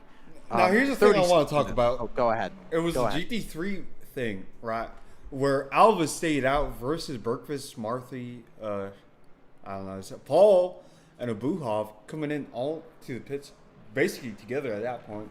and trying to do the undercut against Alves. Let's see if that pans out. It's a minute and 33 seconds between Berkvis and Alves. That's the gap right now for the GT3, but we have to see if Alves is going to have to pit soon. Let me check the virtual energy. 2% on Alves, so he's going to have to pit very soon, like this lap basically. Yeah, no, these guys are, everyone is going to be pitting within the next few laps here. It is inevitable for this battle. But the main question I have is, will there be any fight for second? It really doesn't look like it. It is completely. I mean, speaking of second, we got Mungate in the pits right now. Yes, it is. So there goes Mungate. But guess what? Spencer Brown stays out. Incredible. So this could be very big for the race.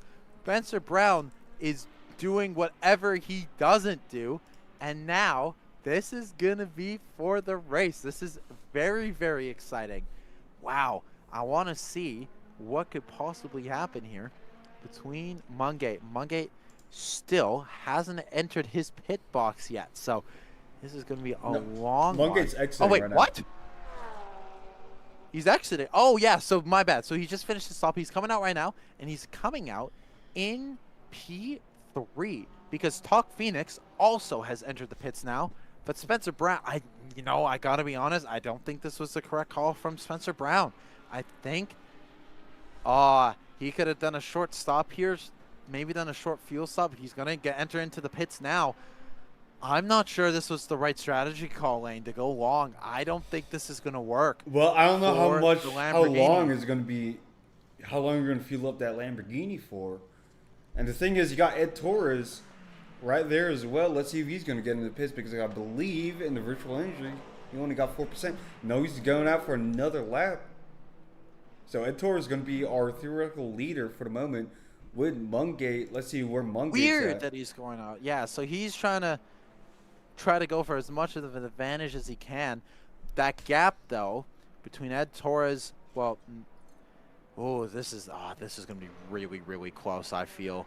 But depending on how long this jump is, just stay on the Spencer Brown, as we see when he comes out of the pit lane. And there he goes, out of the pit box. And Mungate, I think he's coming through. Oh, no! Jamie Mungate goes wide out of the last corner. He goes wide, avoiding a Porsche. I was just looking at it through the other screen, and that is the race. I don't think Spencer Brown is going to be able to recover from that. As Mungate's going to be able to recover that. Spencer Brown entering into turn one. Mungate still has so much track to go, and the gap is enormous. It's a 30-second gap right now. Oh, my God. It's a 30-second gap. So even despite Mungate having this issue, it doesn't matter. The gap is ginormous out in front. Look at this. Haven't we seen this a lot with LMU where the overcut's always going to be better? At least that's how I see it in the LSR races. But not this much. This is incredible. That was such a long stop. Spencer Brown goes a little bit wide coming out, trying to heat up his tires. The last thing he wants to do is spin that car. It's just looking incredible. But this is nightmare for Jamie Mungate because he's absolutely nowhere compared to Spencer Brown. And with 30 minutes remaining in this race, this is it. This is incredible, Lane. I would have not predicted this at all, that this overcut would have been that massive. Ed Harris finally coming in. But now I'm curious. Let's see how short of a stop. Well, imagine if Ed Torres can do a short stop from here and be able to do something, and maybe, maybe, as the black screen of death has come out again, Lane. Oh, no, dude. No. What's happening I'm looking at the gaps. No, Spencer Brown is going to inherit the lead. Out of the final corner comes Spencer Brown. Yeah, he's got it. Spencer Brown is going to take the lead. This is a strategical nightmare for Mungate. And by the way, your telemetry is up behind the main thing, so you're going to have to, yeah, there we go. So out comes Ed Harris, but that's the race. And critically, Ed Torres is going to be out in front of Mungate. Did Mungate Mungate must have done the wrong stop settings. This is like, that absolutely has to be the way. So Ed Torres is now up into second place. Mungate, he's on the front stretch. He hasn't even entered turn 1 yet. What a strategical blunder from Jamie Mungate. This is unprecedented. He had such a long stop. For what? And now,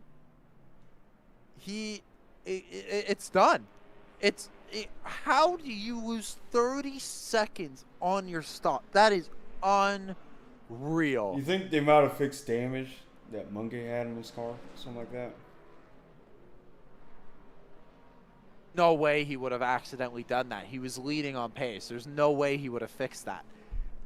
Like, he should have, there must have been something that he did by accident in his stop strategy. I cannot believe what on earth has happened. And this is officially, ladies and gentlemen, turned into a one-horse race up in front. And it's going to be the Nebula Esports team with Spencer Brown up in front.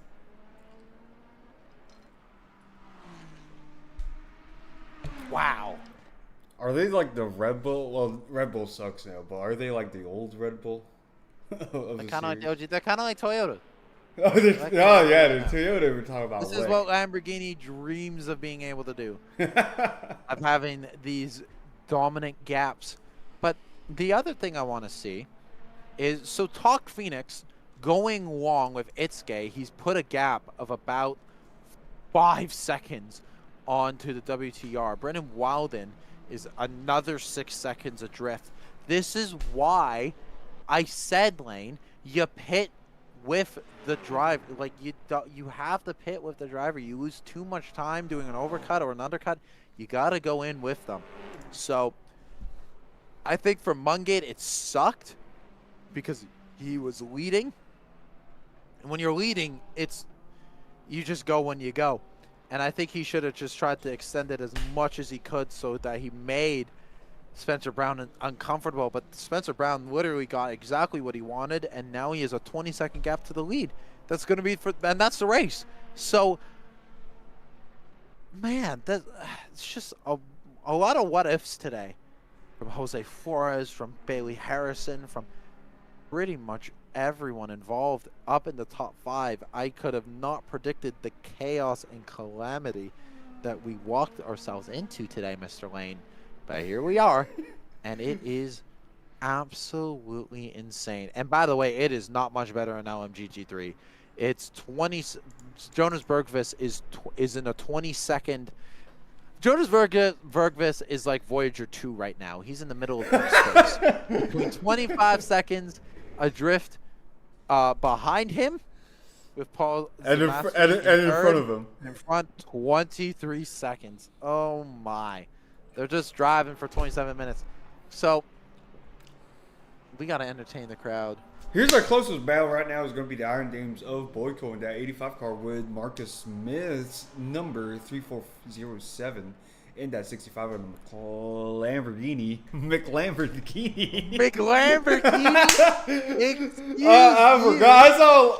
Clip that. That's an unreal mistake from the lane. But the main thing is that this could be a 3-car battle here, because I see Shakiranov is in the back and is looking to try to go for a fight here, but Shakiranov going all the way to the back. Shakiranov, a good qualifier. Maybe he's just a Saturday guy yeah, rather than a you're Sunday right. guy. He did make his way all the way to the back. I saw that he lost positions at the start. He has not had a good race whatsoever. Yeah, we've had so many DNFs. Thomas Dickin out. Miles Norman out. Aguza Sroy out. Alex Drury out. Jose Flores out. Bailey Harrison out. 6 DNFs in this race. It has been insane. You think about it. Has been absolutely insane to say the least. As we see Spencer Brown tried to make it through this battle. He's coming up on the behind as they come out of the final corner. The Lamborghini looking pretty close here of Marcus Smith, but the question is, will there be an overtake? He's going to go the long way around the outside. Does he have the draft? It's going to be 3 wide in the turn 1.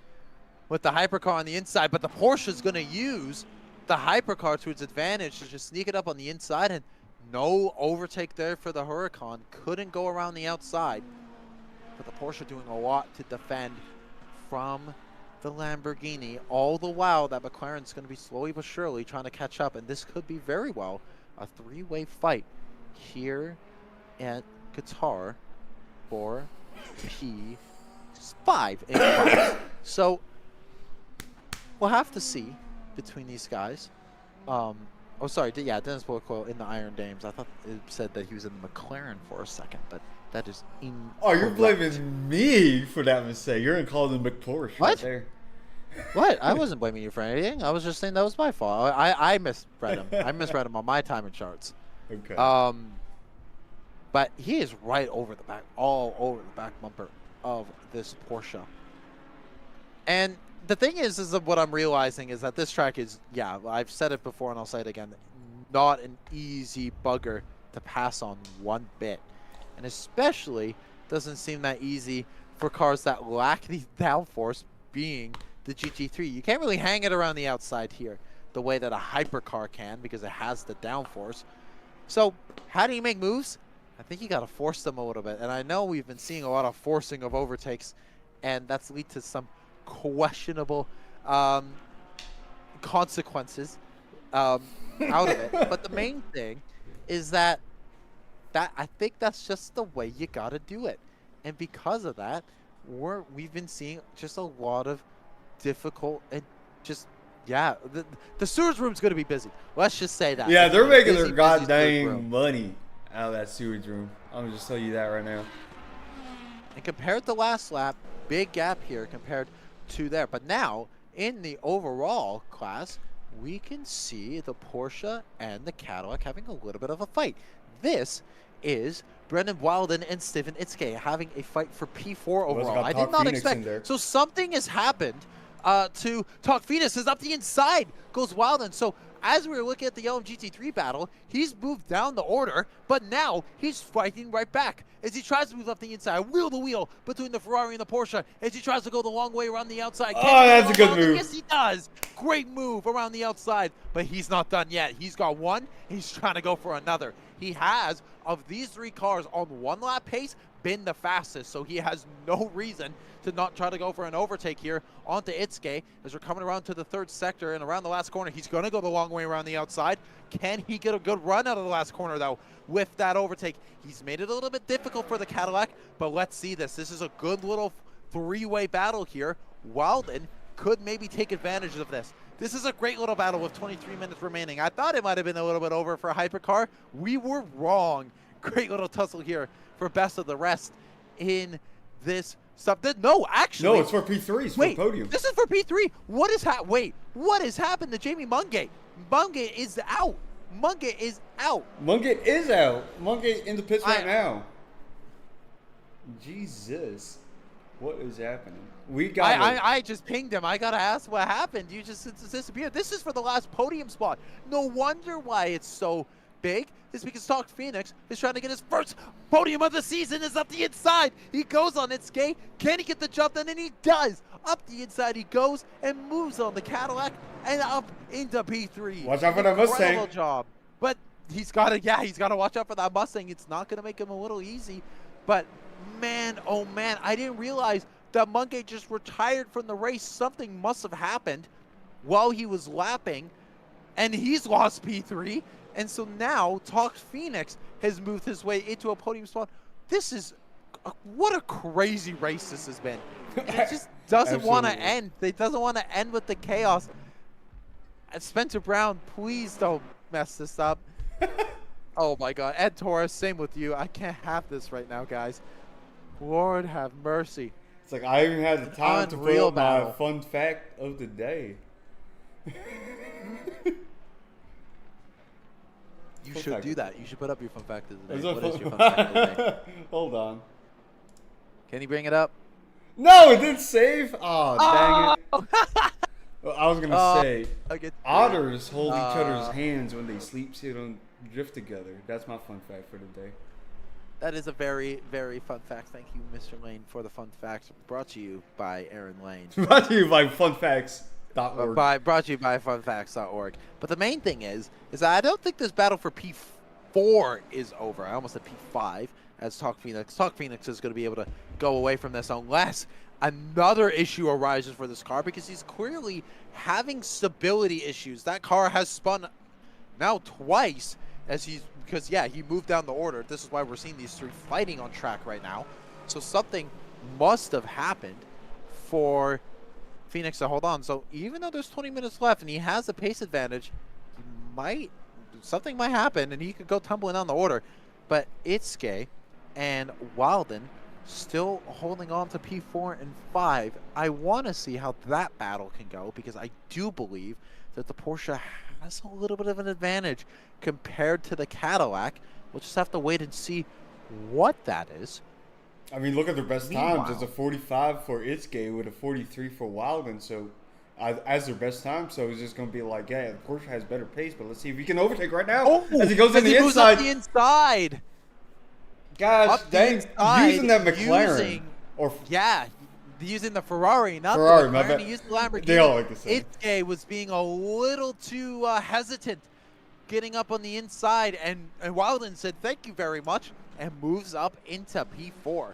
So we'll see if Wilden can maybe take that fight up to the 296, but that gap is around 1.5 seconds, so we'll have to wait and see what could happen between the two of them. Or wait, is it 1.5 seconds? No, yeah, it's about 2.5 seconds actually. So it's a pretty sizable gap. We'll see if Wilden's able to get back onto it, but I'm not 100% sure. Though, you've been hacked again. As the black screen of death is coming out. I don't know what's going on. I don't know what's going on either. What happened? Yeah, that is like really random. Strange. We'll have to go to the producers later and try to figure out these issues so that this does not happen next time out for the race. Itsuke still on the back bumper of Wilden. He is not done with this Porsche just yet, as we see the leader in LMGT3 of Matheus Alves absolutely flying. He is 30 seconds ahead now of Jonas Bergqvist. This is a Lewis Hamilton Mercedes performance if I've ever seen one. It is as dominant as it gets. And look at Itsuke. You can see the drivers that are good at making it through traffic and the ones that still need a lot to learn. Look at how much time Itsuke just lost trying to get around the LMGT3. It lost him a position, and now it's losing him even more time. So that's something that Cadillac's going to have to learn, is how to get through lap traffic a little bit better. Stop trying to get out of 50-50 positions as he goes a little bit loose coming out of that corner. You saw him squiggle a little bit, able to save the car, but still losing time. It is not looking good for that Cadillac. It looks like he looks to be settling into that P5 position. And everyone behind him has been lapped as we look still at the battle for P5 in LMGT3 between the Huracan and the Porsche. Looking up the inside was Lamborghini. He was looking and looking and looking, but he had to back out of that one. No move there. As Kyle Welling is going to make his way through this battle. But this is not what the Huracan wants whatsoever. As Kyle Welling goes wide on the corner, he's going to use the outside track to get by not one, but two of the LMGT3s. So that's good for him as he sends it deep into the corner. He knows he wants to try to make up that time as fast as he can, because that is the only battle they have on track. And he knows that we're in the booth losing our minds. He knows he can hear us. He's probably listening to the YouTube. So if you can't hear us, keep going. Don't keep going, Kyle. P7, that's your highest position ever. Come on, Kyle. Oh, I wasn't talking about Kyle. I was talking about there's Boyko and Marcus Smith. Oh, shit. Boyko and Smith. Oh, come on. Let's go, Boyko and Smith. Yeah. Oh, my goodness. We are just under 17 minutes remaining in this race, and it is very much settled into order. We saw a last little battle here for P3 as we see another little battle here starting to show up. Is this between Zafsmi and Obukov? It is. This is for the final podium spot, and this could make it a 4-2-3 if it comes down to it. Zafsmi and Bergqvist within half a second of each other. I'm now curious to see which car has the advantage on the straight line. I think it shouldn't be all too much of a surprise. If you were to take a guess on who it is, I think it would be the Mustang. But when it comes to Bop, you never know. I would like to believe that the Porsche has an advantage at this track, but according to Bop and according to Bergvis up in front, it seems like it's the Fords who are leading away. But Zasmary, sorry, is holding on for dear life for that P3 spot. If with 15 and a half minutes to go, he's got a lot of time to be able to hold on to that spot. But the question still remains, can he? I don't see why not. But with the Ford hounding him the way that he is, this could very well turn into a Ford 2-3 very, very quickly as we make it through the back half of this track. The Ford right on the back bumper of the Porsche. He's really trying to make Zasmary a little uncomfortable, trying to get in his back mirror. I'm surprised he's not doing a lot of flashing and trying to annoy him. I gotta be honest, flashing doesn't work on me.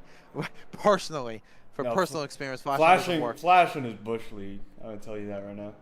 Is Bush League? Yeah, it is some Bush League behaviors. As out of the final corner, the Ford needs to try to capitalize here on that last corner and try to move a little bit, because between them, they're matching on times. Paul Zasmary, a 159.551. He's actually faster than the Bukov, doing a 159.586, so they're equal on pace. And if it keeps the way that it is, then that Porsche is going to stay in the front. That Ford really needs to find some more time, and find some more time soon if he wants to move up into that final podium position. He's got to make an error, come out of that Porsche fast, and it could be here as he's going to look up the inside on the Porsche. He's going to send it deep into the corner as the too deep, as the Porsche is going to switch it up the inside of Bukov, and Zasmary are really going for it here. The Ford sending it very high up the inside. Kyle Welling flashing, letting them know, hey guys, I gotta make my way through here. I hope this doesn't mess up this fight, as the Porsche now sends it up. A great little overtake from Kyle to make his way through there and keeps Bukov right on the back bumper. Zasmary doing a great job doing an over-under. Knew the Ford was going to go a little bit too deep and capitalized on it right then and there. That was a good opportunity from the Ford. He just couldn't keep it on that inside line. So we'll have to wait and see, with a little bit remaining, what goes on. Lane, get off Discord. I don't want to see this. I want to see the racing. I'm calling you out. I don't care. I'm calling you out. I understand that you're distracted. Go on your phone if you're distracted. Fine. With 13 minutes with 13 minutes remaining in this race, it has been chaos and calamity from top to bottom.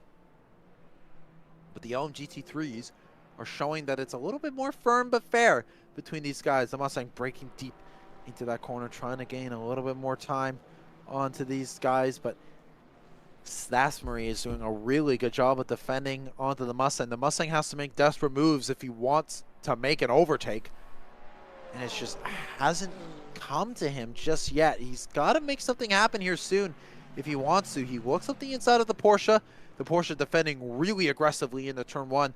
The 499P of Talk Phoenix now making his way through.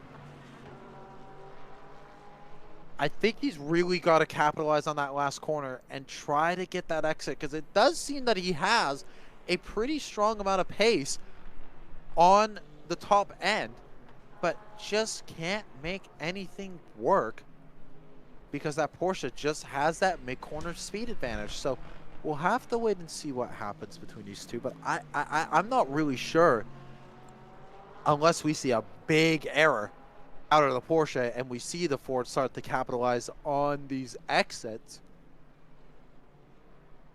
what kind of overtake we're going to do. And he's starting to run out of time. We have under 12 minutes to go. This is starting to be crunch time for that last podium spot, and this is the only action that we got, so we're going to be staying right here and focus with them. Actually, I am curious to see what is going on with Marcus Smith and Dennis Biocco, because they're still right on the back bumper, the Huracan right on the back bumper of the Porsche. He's still trying to make an overtake on Boyko, but just unable to. He's glued to that back bumper. He's sniffing his butt as much as he can, but there's just no overtaking opportunity yet for that Huracan. It is so difficult for these guys to overtake here. We're really seeing the difficulties between it, and it's just, even if you have a 3/10 gap, it's just not enough. And he's starting to lose his time a little bit more between there as he moves off.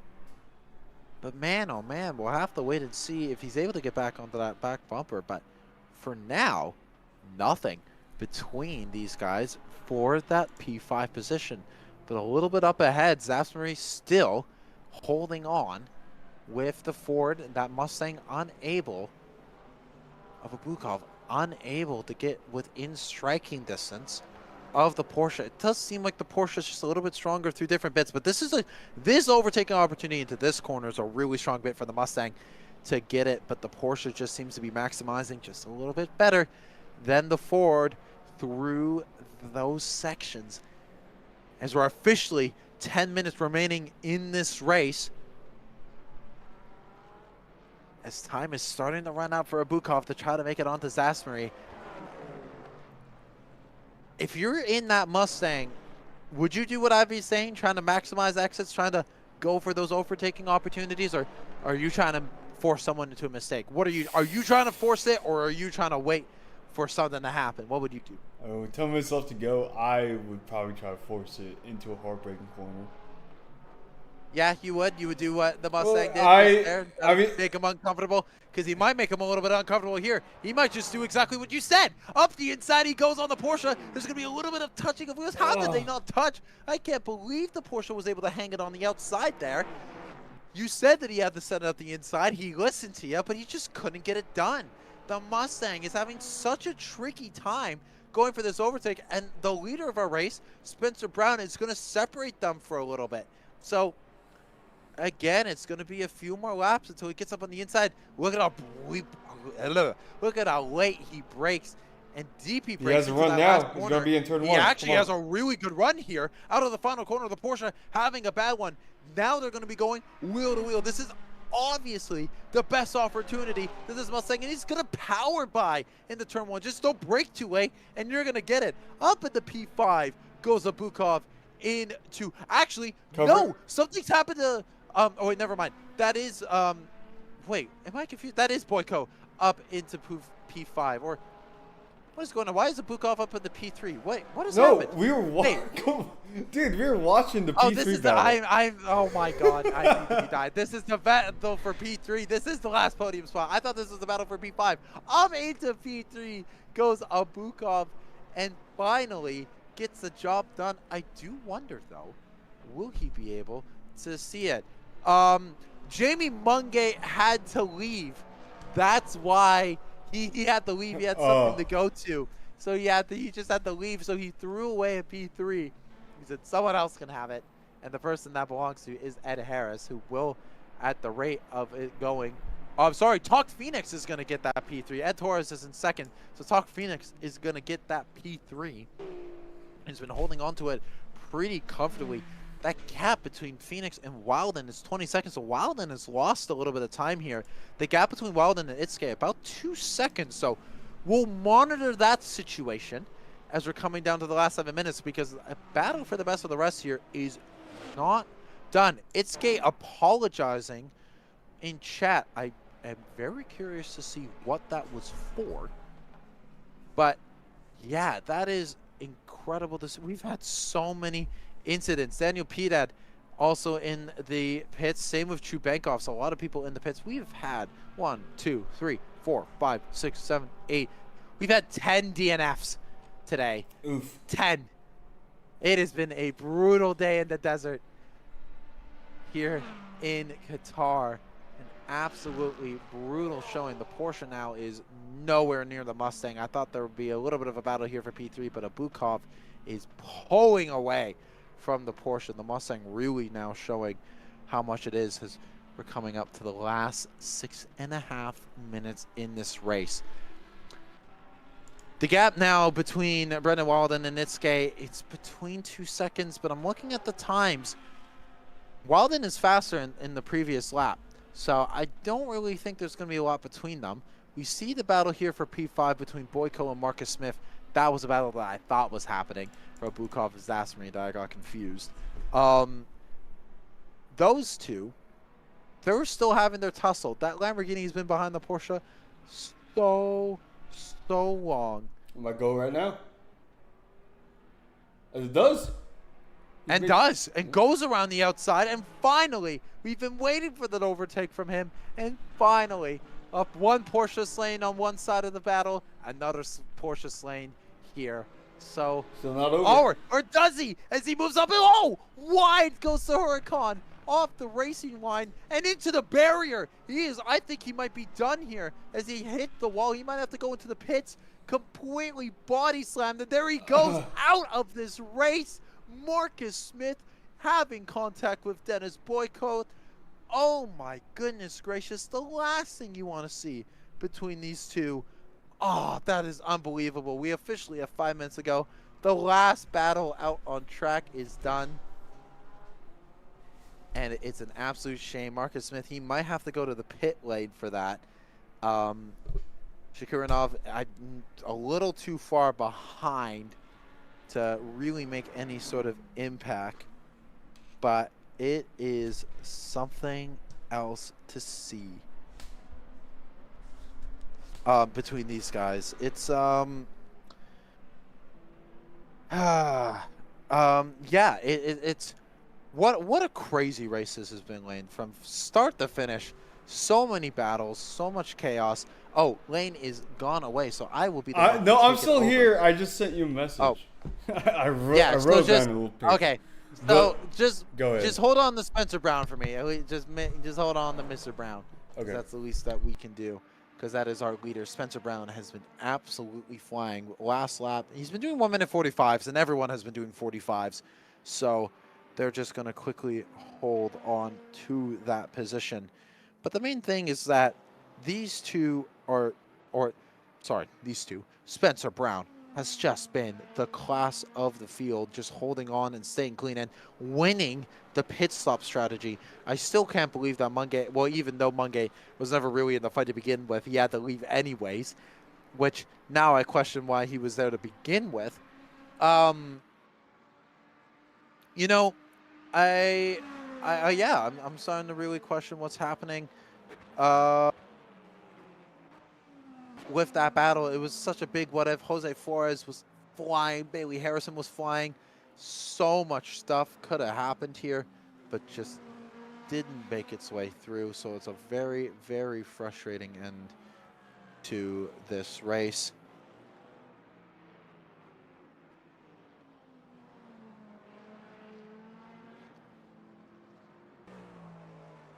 We'll have to wait and see what happens within the last bit, because this is looking to be pretty clean slating here for the last 3 minutes of this race, with Spencer Brown in the lead. Ed Torres in second, 35 seconds adrift of Tox Phoenix in third, Brendan Wilden in fourth, Steven Itzke in fifth.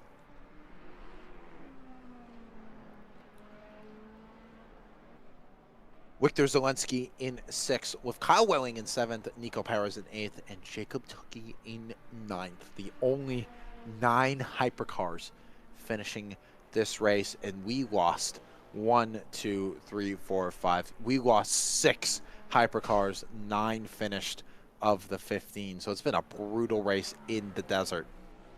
Yeah, now Mateus Alves. Way too much. It's been a very dirty. Welcome back, Mr. Lane.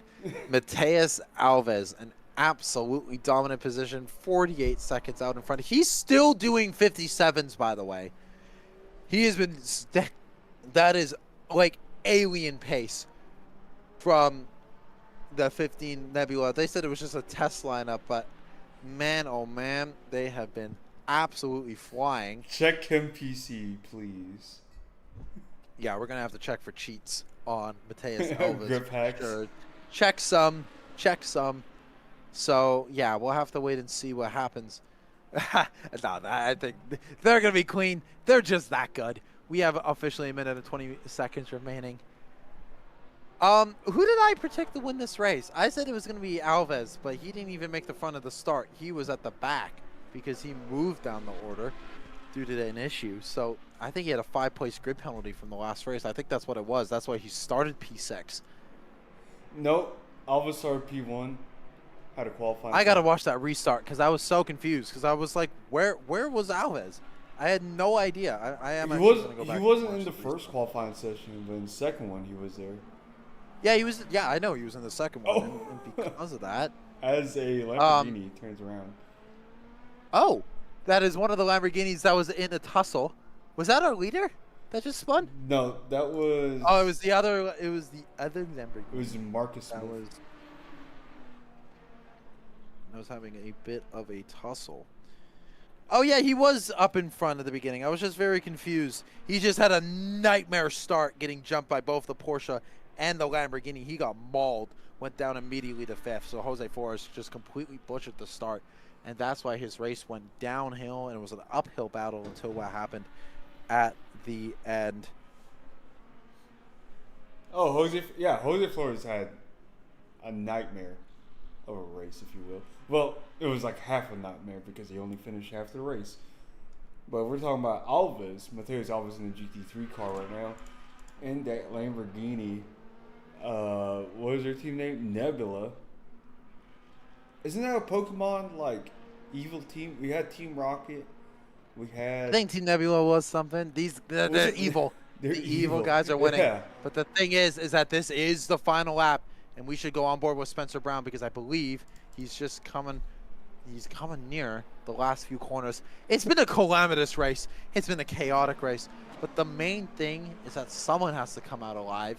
And it was the 19 Lamborghini of Spencer Brown. He has had a chaotic race, fighting from the back of Mungate, getting through Forrest, getting spun by Mungate, being through Forrest, and Ed Torres having his issues, winning in the strategy. It has been an absolutely classic performance from the 12 car. My number. So I'm very happy that the 12 car, a Canadian in the 12 car winning. Psh, I know how this works. This makes me happy. No, you don't. Oh, I get seen you win. Get out of here. I do know what it is. Hey, I won in class in the Spa 1000.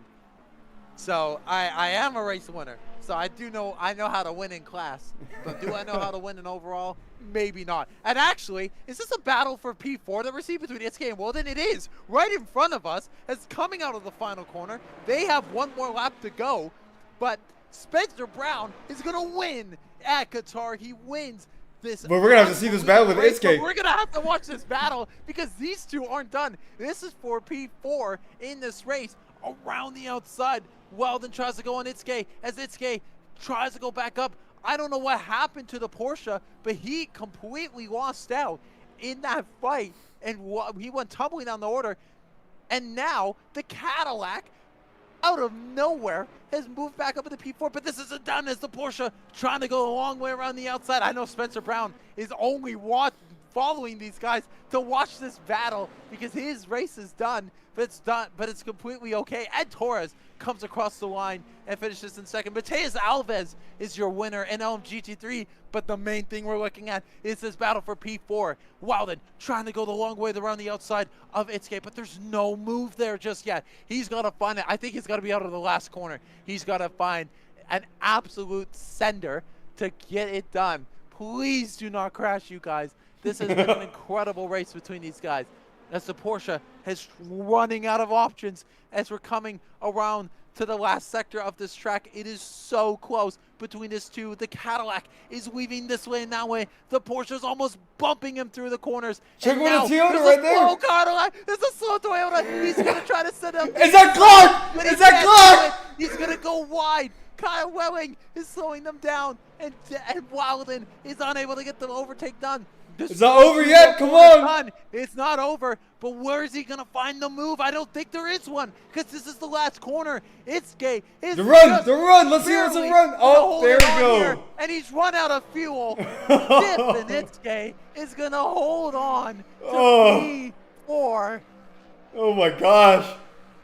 We had a Glock moment. Wait, that was for P3. That was for Something P3. happened to- It's K. So that's for P3. What a finish. Oh my God. Wow, what an incredible finish. The Cadillac he's doing burnouts, and I don't blame him because he made an incredible overtake to get it done. Bergquist doing burnouts for getting that second place. It was a Mustang 2-3. Wow, wow, wow. What an incredible finish for these guys. Holy moly.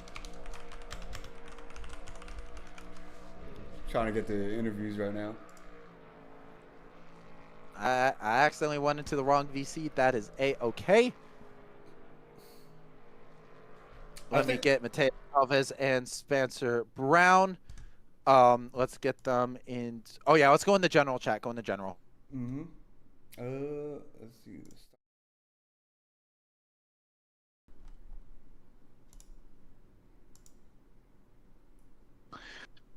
Well, okay. So let's start off here, as we're going to be moving on into our interviews for post-race.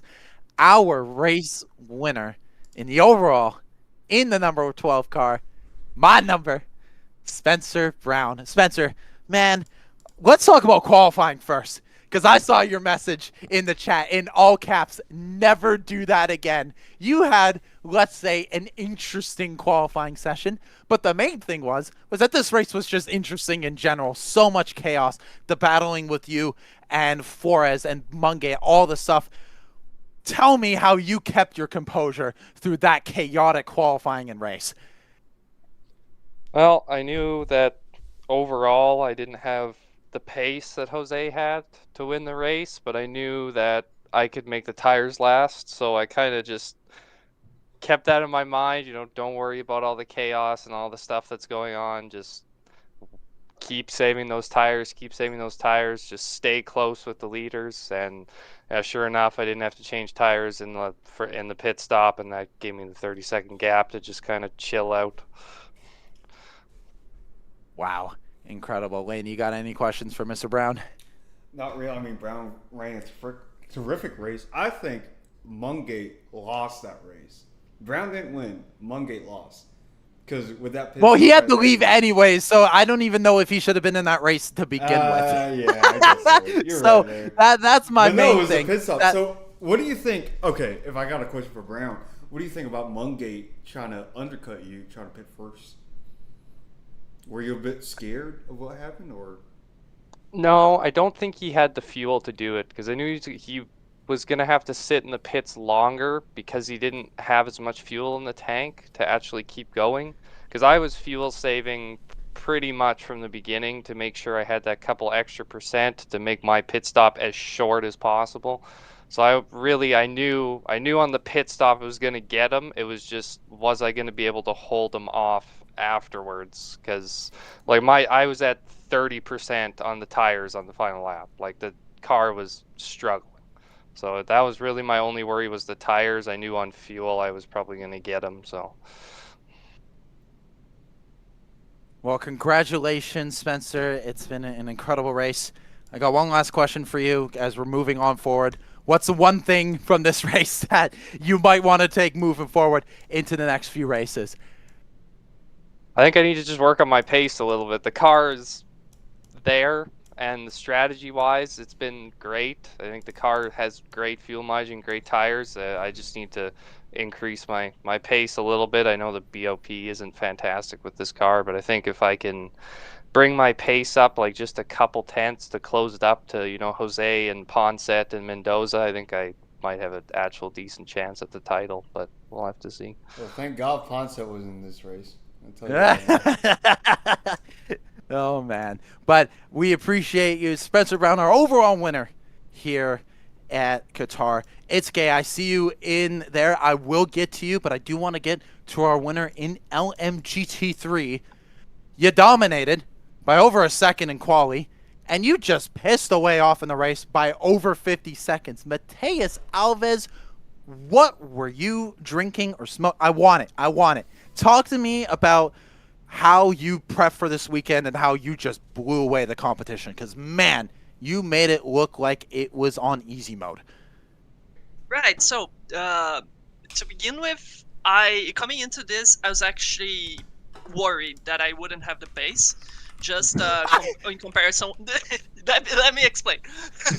Just Yeah? in comparison to some of the top lap times that I've seen on the leaderboard, like comparing to other tracks, I felt like I was a bit slower in this one. So I was like, okay, someone might be faster. But coming into the actual race, I noticed that everyone was kind of in the same boat. So what that ended up doing is that I practiced a lot. Because I thought I wouldn't, because I thought I needed more, you know? And oh my god, that start was a bit chaotic. It was like the Formula 1 race at Australia earlier this year, that the lights just went out super fast. I was caught completely off guard. But thankfully I managed to stay ahead, so that was fine in the end. Wayne, you got any questions over to Mateus? Were you afraid of breakfast? At the start, yes. But, I mean, it did settle down, right? I can't lie.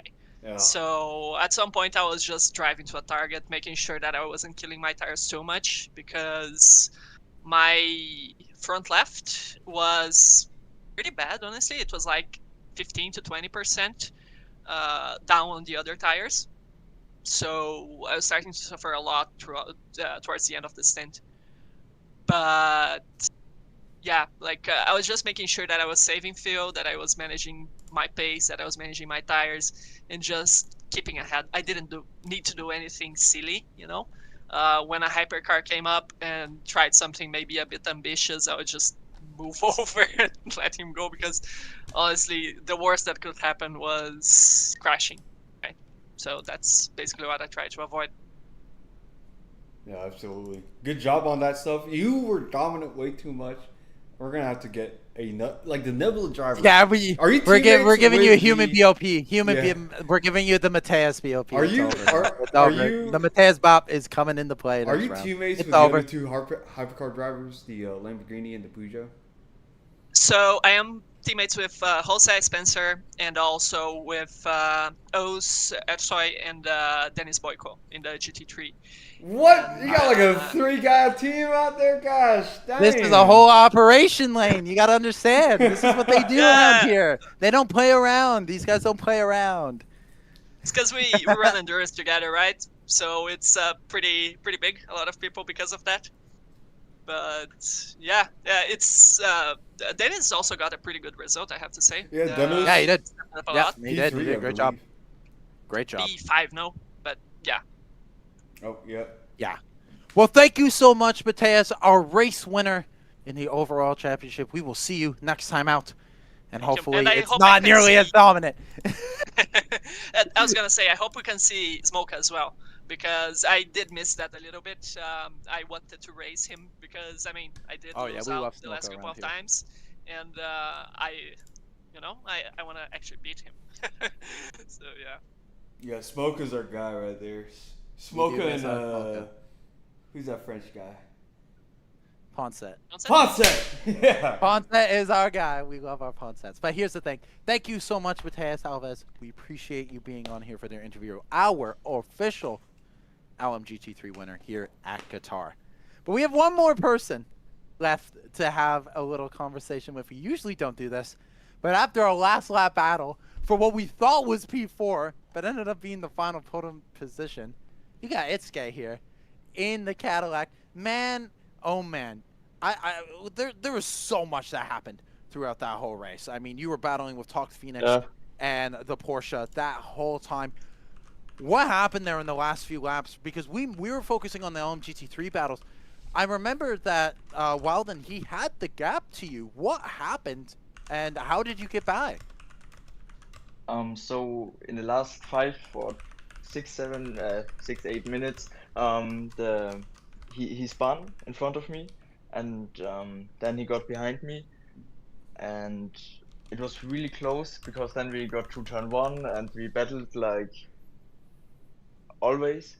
And then I can remember that I defended every corner because he was almost everywhere next to me. So it was insane.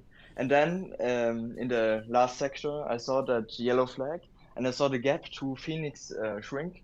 So I thought the podium is possible. Then I saw the yellow Ferrari turned around, and then We it missed was that. We completely Oh, we missed missed that. Oh shit. yeah, and it was so special. Yeah, That's and it's incredible. Is that your first Yeah. podium? in this league. Yes, yes. Well, congratulations. Last time I man. was close. Yeah, thank you. Last time P5. Oh, P5, But this P3. time Yeah, I we'll had take that. luck, Next time yeah. P1, right? Hey, next race P1. Yeah, that's the goal. That's a the goal. Absolutely. If you ain't first, you're last. That's all I'm saying. Yeah, we appreciate. Thank you so much for joining us here. Our final pole position, our final podium, and we usually just do the overall winners, but we had to get him on here just because of how crazy that was at the end. And welcome to your first podium spot here in LMU. But that is it for our interviews today. Mr. Lane and I have had we've had a blast here. Absolutely. It's the chaos. Dude, I didn't have a second to breathe that whole time. Neither, and you're not even the main commentator. I lost my voice. So I gotta, go and look it through a lot of stuff here. And man, oh man, I can't wait to go watch that race back because that was an absolute banger from front to back. I very much enjoyed that. It was just so difficult for pretty much everyone involved. But the next race on May 9th, which I will sadly not be there as I will be over doing some IRL commentating duties. It's the 60 minutes of Silverstone, which will be happening in 2 weeks' time. So in 2 weeks' time, we will be going over to the beautiful Silverstone circuit. Last time we were there, we saw a miracle happen with Bergqvist winning in the Isotta Fraschini. Can we see something like that happen next time out? We'll have to wait and see. My name is Nicholas Poitras. I'm joined alongside my co-host Lane. We are LSR LMU, and we will see you in 2 weeks' time. Have a great rest of your day, and thank you for watching. Bye-bye. See you guys.